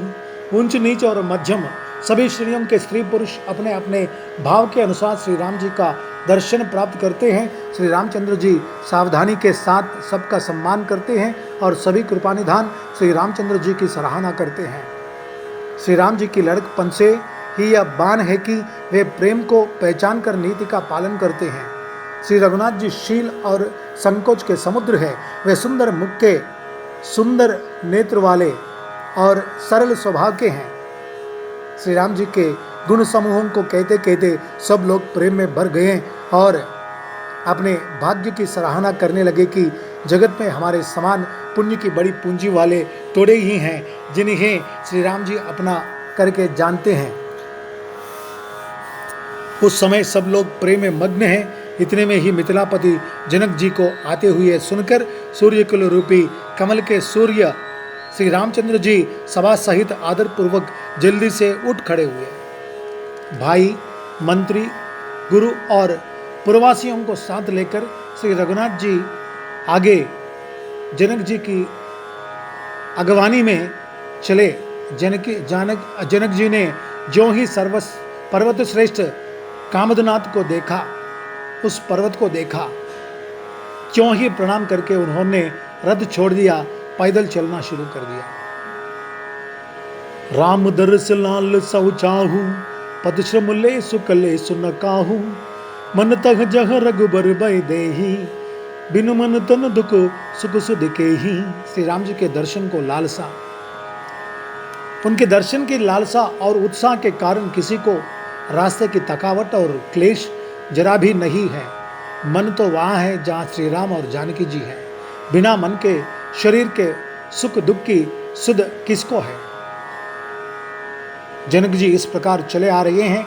समाज सहित उनकी बुद्धि प्रेम में मतवाली हो रही है। निकट आए देखकर सब प्रेम में भर गए और आदर पूर्वक आपस में मिलने लगे जनक मुनि जन पद बंदन, ऋषिन प्रणाम कीन रघुनंदन, बाइन सहित राम मिले राजही, चले लवाई समेत समाजही। जनक जी, वशिष्ठ आदि अयोध्यावासी मुनियों के चरणों की वंदना करने लगे और श्री रामचंद्र जी ने शतानंद आदि जनकपुरवासी ऋषियों को प्रणाम किया। फिर भाइयों समेत श्री राम जी राजा जनक जी से मिलकर उन्हें समाज सहित अपने आश्रम को लिवा चले। आश्रम सागर शांत रस पूरन पावन पाथो, सेन मन हुन करुणा सरित लिए जाय रघुनाथ। श्री राम जी का आश्रम शांत रसरूपी पवित्र जल से परिपूर्ण समुद्र है। जनक जी की सेना, उनका जो समाज मानो करुणा रस की नदी है, जिसे श्री रघुनाथ जी उस आश्रम रूपी शांत रस के समुद्र में मिलाने के लिए जा रहे हैं, ऐसा प्रतीत हो रहा था। एक करुण रस एक शांत रस, ये दोनों मिलने के लिए उतावले थे। राम जी उनका स्वागत करके लिए जा रहे थे दोनों समाजों को मिलने के लिए। यह करुणा की नदी ज्ञान वैराग्य रूपी किनारों को डुबाती जाती हैं। शोक भरे वचन नद और नाले हैं जो इस नदी में मिलते हैं, और सोच की लंबी सांसें आहें ही वायु के झरोकों से उठने वाली तरंगे हैं जो धैर्य रूपी किनारे के उत्तम वृक्षों को तोड़ रही हैं। विषम विषाद तोरावती धारा, भय ब्रह्म भंवर अबन अपारा, केवट बुध भिज्या बड़े नावा, सकहि न खेई एक नहीं आवा। भयानक विषाद ही उस नदी की तेज धारा है, भय और भ्रम ही उसके असंख्य भंवर और चक्र हैं। विद्वान मल्लाह है, विद्या ही बड़ी नाव है, परंतु वे उसे खे नहीं सकते, उस विद्या का उपयोग नहीं कर सकते, किसी को उसकी अटकल ही नहीं आती है। सहज स्वाभाविक प्रेम के सामने कितना भी बुद्धि हो, कितना भी विद्या हो, कितना भी ज्ञानी हो, उस ज्ञान को छोड़ना पड़ता है, उस बुद्धि को खो देना पड़ता है, अपने शरीर को विदेह करना पड़ता है। बनचर कोल की रात बिचारे, थके बिलो के पति कही हारे, आश्रम उदधि मिली जब जाई, मनहु उठे वो अम्बुधि अकुलाई। वन में विचरने वाले बेचारे कोल किरात ही यात्री हैं जो उस नदी को देखकर हृदय में हार कर थक गए हैं। यह करुणा नदी जब आश्रम समुद्र में जाकर मिली तो मानो वह समुद्र अखला उठा, खौल उठा। शोक विकल दो राज समाजा, रघा न ज्ञान न धीरज लाजा, भूप रूप गुणशील सराही, रोवहि शोक सिंध अवगाही। दोनों राज समाज शोक से व्याकुल हो गए, रोने लगे। किसी को ना ज्ञान रहा, ना धीरज और ना लाज ही रहा। बेशर्म से ये दोनों भी उच्च राजकुल के लोग हैं, ये भूल गए। करुणा रस और प्रेम रस दोनों मिल गए और रोने लगे, विलखने लगे। राजा दशरथ जी के रूप, गुण और शील की सराहना करते हुए सब रो रहे हैं और शोक समुद्र में डुबकी लगा रहे हैं। शोक समुद्र में डुबकी लगाते हुए सभी स्त्री पुरुष महान व्याकुल होकर चिंता कर रहे हैं। वे सब विधाता को दोष देते हुए क्रोधयुक्त होकर कह रहे हैं कि प्रतिकूल विधाता ने यह क्या किया। तुलसीदास जी कहते हैं कि देवता, सिद्ध, तपस्वी, योगी और मुनिगणों में कोई भी समर्थ नहीं है जो उस समय जनक राज की दशा देखकर प्रेम की नदी को पार कर सके, प्रेम में मग्न हुए बिना रह सके। ऐसा कोई भी नहीं था। जहां तहां श्रेष्ठ मुनियों ने लोगों को अपरिमित उपदेश दिए और वशिष्ठ जी ने विदेह जनक जी से कहा, हे राजन, आप धैर्य धारण कीजिए। वशिष्ठ जी ने उनको समझाया, जनक राजा को, और धैर्य धारण कीजिए बोलकर समझाने लगे। जिन राजा जनक का ज्ञान रूपी सूर्य भव रूपी रात्रि का नाश कर देता है और जिनकी वचन रूपी किरणें मुनि रूपी कमलों को खिला देती हैं, क्या मोह और ममता उनके निकट भी आ सकते हैं? यह तो श्री सीताराम जी के प्रेम की महिमा है। अर्थात भाव यह है कि राजा जनक की यह दशा सीताराम जी के अलौकिक प्रेम के कारण हुई है, लौकिक मोह ममता के कारण नहीं। अलौकिक प्रेम के कारण ऐसा हुई है। जो लौकिक मोह ममता को पार कर चुके हैं, उन पर भी श्री सीताराम जी का प्रेम अपना प्रभाव दिखाए बिना नहीं रहता। कहने का मतलब है, उस शोक समुद्र में जनक भी राजा जनक भी डूब गए। अलौकिक प्रेम के कारण हुई है, यानी समस्त शास्त्रों के ज्ञाता जनक जी भी इस प्रकार से डूब गए हैं। इसका कारण क्या हो सकता? ये केवल श्री सीताराम जी के अलौकिक प्रेम के कारण हुई है, लौकिक मोह ममता के कारण नहीं। क्योंकि राजा जनक लौकिक इस लोक में जो प्रेम और प्यार होता है, ममता होती है, उसे पार कर चुके हैं। उन पर भी श्री सीताराम जी ने प्रेम का अपना प्रभाव डाल दिया है, इसलिए उस चक्र में जरा फंस गए जनक जी। विषयी साधक और ज्ञानवान सिद्ध पुरुष, जगत में ये 3 प्रकार के जीव वेदों ने बताए हैं। इन तीनों में जिसका चित्त श्री राम जी के स्नेह से सरस रहता है, साधुओं की सभा में उसी का बड़ा आदर होता है। इन तीनों में से जिसका चित्त श्री राम जी के स्नेह से सरोवर रहता है, सरोवर बन जाता है, सरस बन जाता है, साधुओं की सभा में उसी का बड़ा आदर होता है। इस आध्यात्म ज्ञान को बनाए रखना चाहिए, तो साधुओं की सभा में उसी का आदर होता है, नहीं तो कुछ भी नहीं होता। श्री राम जी के प्रेम के बिना ज्ञान शोभा नहीं देता। राम जी के ज्ञान के बिना,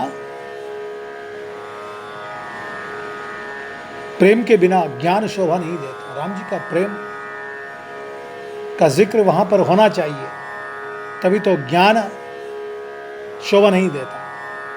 किसी के पास भी मैं ज्ञानी हूं बोलता है तो वह श्री राम के गुणगान को नहीं करता है, और ज्ञान रखकर भी, ज्ञानी होकर भी ज्ञानी नहीं, अज्ञानी है वो।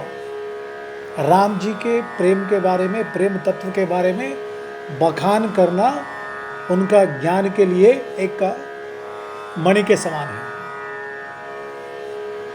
तभी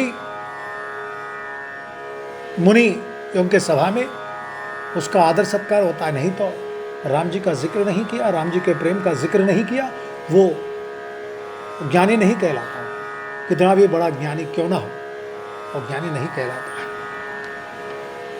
तदनंतर सब लोगों ने श्री राम जी के घाट पर स्नान किया। सकल शोक संकल नर नारी, सो बांसर बीते वो बिन बारी, पशु कग मृगन न कीन हारू, प्रिय पर जन कर कौन विचारू। स्त्री पुरुष सब शोक से पूर्ण थे।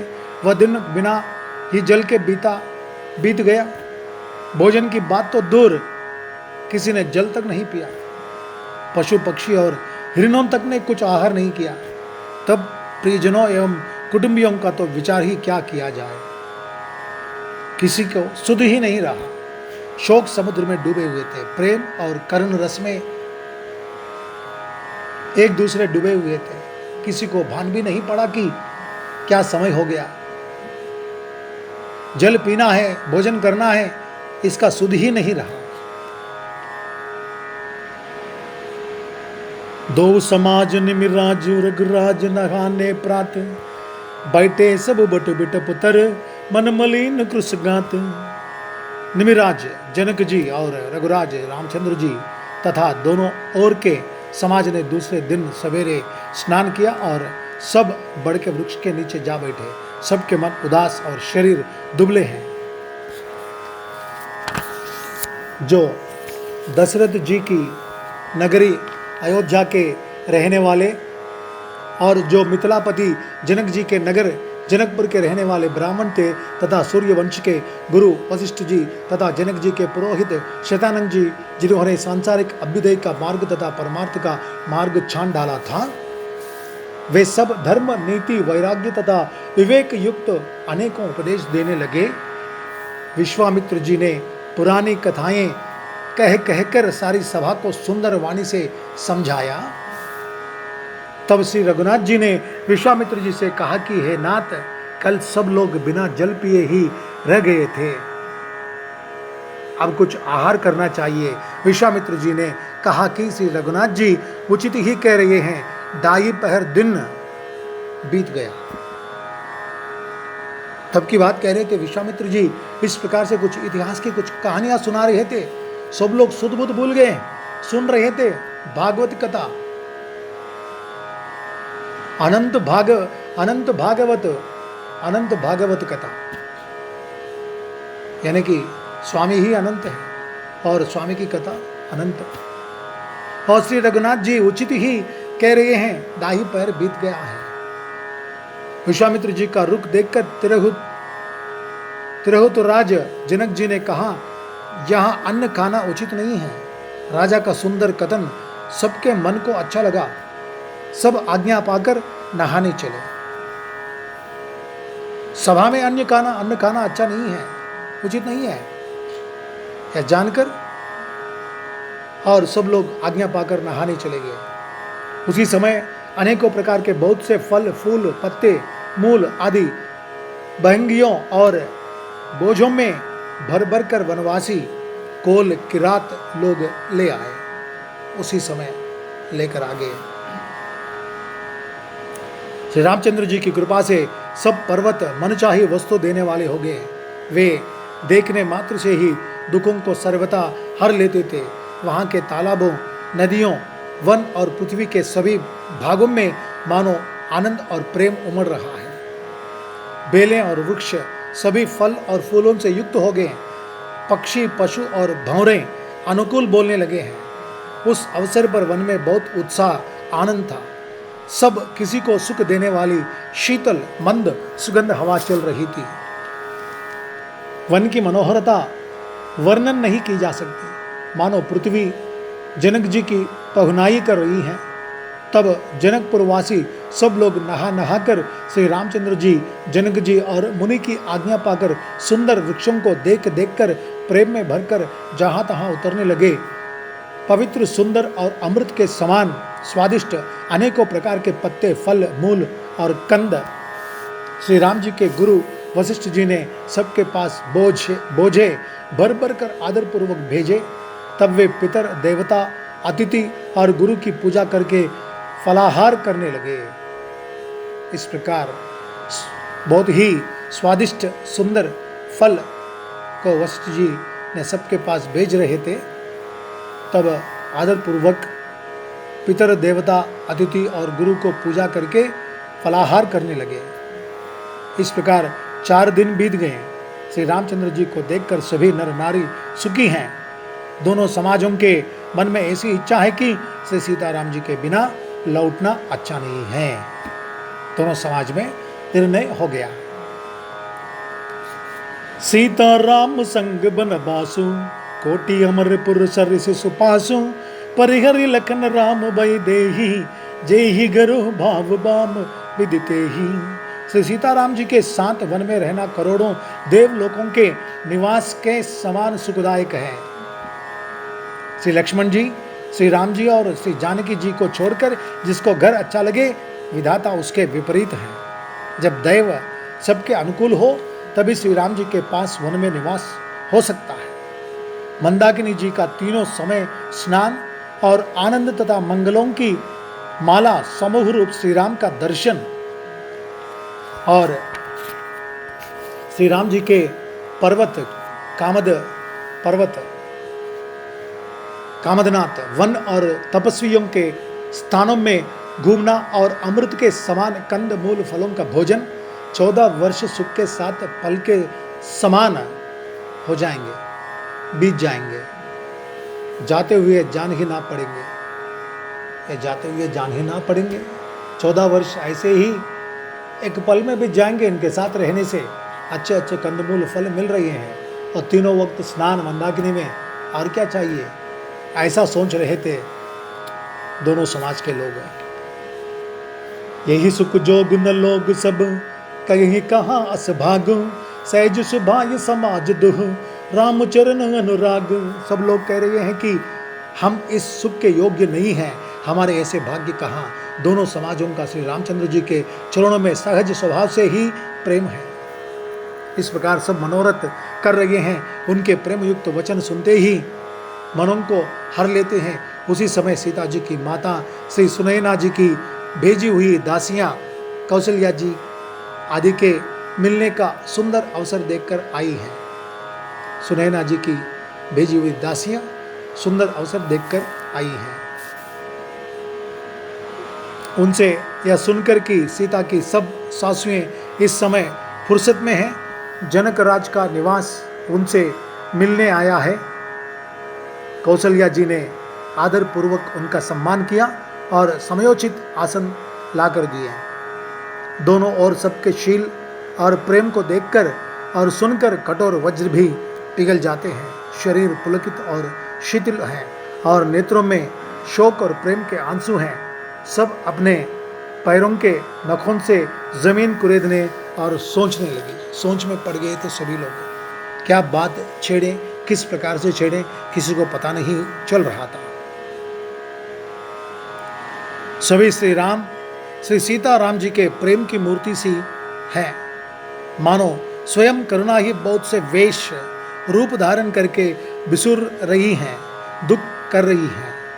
सीता जी की माता सुनैना जी ने कहा, विधाता की बुद्धि बड़ी टेढ़ी है, जो दूध के फेन जैसी कोमल वस्तु को वज्र की टांकी से फोड़ रहा है, जो अत्यंत कोमल और निर्दोष हैं, उन पर विपत्ति डहा रहा है। अमृत केवल सुनने में आता है और विष जहाँ तहाँ प्रत्यक्ष देखे जाते हैं। विधाता की सभी करतूतें भयंकर हैं, जहाँ तहाँ कौवे, उल्लू और बगले ही दिखाई देते हैं। हंस तो एक मानस सरोवर में ही देखने को मिलते हैं। सब पक्षियाँ तो हर जगह दिखाई पड़ते हैं, लेकिन हंस तो यह तत्व को जानने वाला हंस, सब पक्षियों में श्रेष्ठ पक्षी हंस केवल मानस सरोवर में ही मिलते हैं, देखने को मिलते हैं। यह सुनकर देवी सुमित्रा जी शोक के साथ कहने लगी, विधाता की चाल बड़ी ही विपरीत और विचित्र है, जो सृष्टि को उत्पन्न करके पालता है और फिर नष्ट कर डालता है।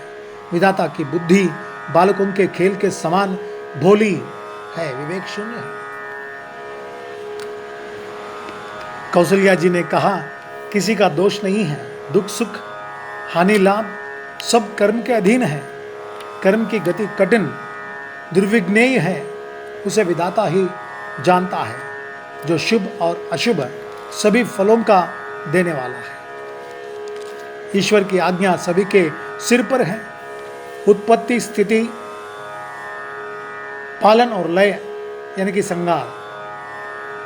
उत्पत्ति जन्म लेना, स्थिति पालन और लय संहार, तथा अमृत और विष के भी सिर पर, ये सब भी उसी के अधीन है। हे देवी, मोहवश सोच करना व्यर्थ है। विधाता का प्रपंच ऐसा ही अचल और अनादि है। विधाता का प्रपंच छल कपट कुछ भी कहो इसे, ऐसा ही है। यह दुनिया ऐसी है, यह अनादि से चलता आ रहा है। महाराज के मरने और जीने की बात को हृदय में याद करके जो चिंता करती हैं, वह तो हे सखी, हम अपने ही हित की हानि देखकर स्वार्थवश करती हैं। सीता जी की माता ने कहा, आपका कथन उत्तम और सत्य है। आप पुण्यात्माओं के सीमा रूप अवधपति की ही तो रानी है, फिर भला ऐसा क्यों न कहेंगी।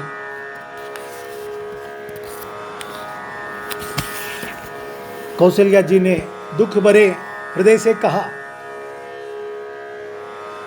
श्री राम, लक्ष्मण और सीता वन में जाएं, इसका परिणाम तो अच्छा ही होगा, बुरा नहीं। मुझे तो भरत की चिंता है। ईश्वर के अनुग्रह और आपके आशीर्वाद से मेरे पुत्र और बहुएं गंगा जी के जल के समान पवित्र हैं। हे सखी, मैंने कभी श्री राम की सौगंध नहीं की, सो आज श्री राम की शपथ करके सत्य भाव से कहती हूं। भरत के शील, गुण, नम्रता, बड़प्पन, भाईपन, भक्ति, भरोसे और अच्छेपन का वर्णन करने में सरस्वती जी की बुद्धि भी हिचकती है। सीप से कहीं समुद्र उलीचे जा सकते हैं। मैं भरत को सदा कुल का दीपक जानती हूँ। महाराज ने भी बार बार मुझे यही कहा था, सोना कसौटी पर कसे जाने पर और रत्न पारकी के मिलने पर ही पहचाना जाता है, वैसे ही पुरुष की परीक्षा समय पड़ने पर उसके स्वभाव से ही, उसका चरित्र देखकर ही हो जाती है। किंतु आज मेरा ऐसा कहना भी अनुचित है। शोक और स्नेह में सयानापन कम हो जाता है। कौशल्या जी की गंगा जी के समान पवित्र करने वाली वाणी सुनकर सब रानियां स्नेह के मारे विकल हो उठी।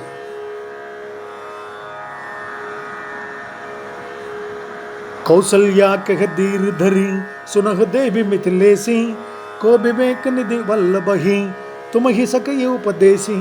कौशल्या जी ने फिर धीरज धरकर कहा, हे देवी मिथिलेश्वरी सुनिए, ज्ञान के भंडार श्री जनक जी की प्रिया, आपको कौन उपदेश दे सकता है? आप तो ज्ञानी ही हैं, ज्ञानी को कोई उपदेश दे सकते हैं? हे रानी, मौका पाकर आप राजा को अपनी ओर से जहाँ तक हो सके समझाकर कहिएगा कि लक्ष्मण को घर रख लिया जाए और भरत वन को जाए। यदि यह राय राजा के मन में ठीक जच जाए। कौशल्या जी मिथिलेश की पत्नी से सुनैना जी से कहने लगी, राजा को इस प्रकार से उचित हो जाए, ठीक लग जाए तो भरत को वन भेज दे और लक्ष्मण को अयोध्या। तो भली भांति खूब विचार कर ऐसा यत्न करे। मुझे भरत का अत्यधिक सोच है, भरत के मन में गूढ़ प्रेम है, उनके घर रहने में मुझे भला ही नहीं जान पड़ती, या डर लगता है कि उनके प्राणों को कोई भय ना हो जाए।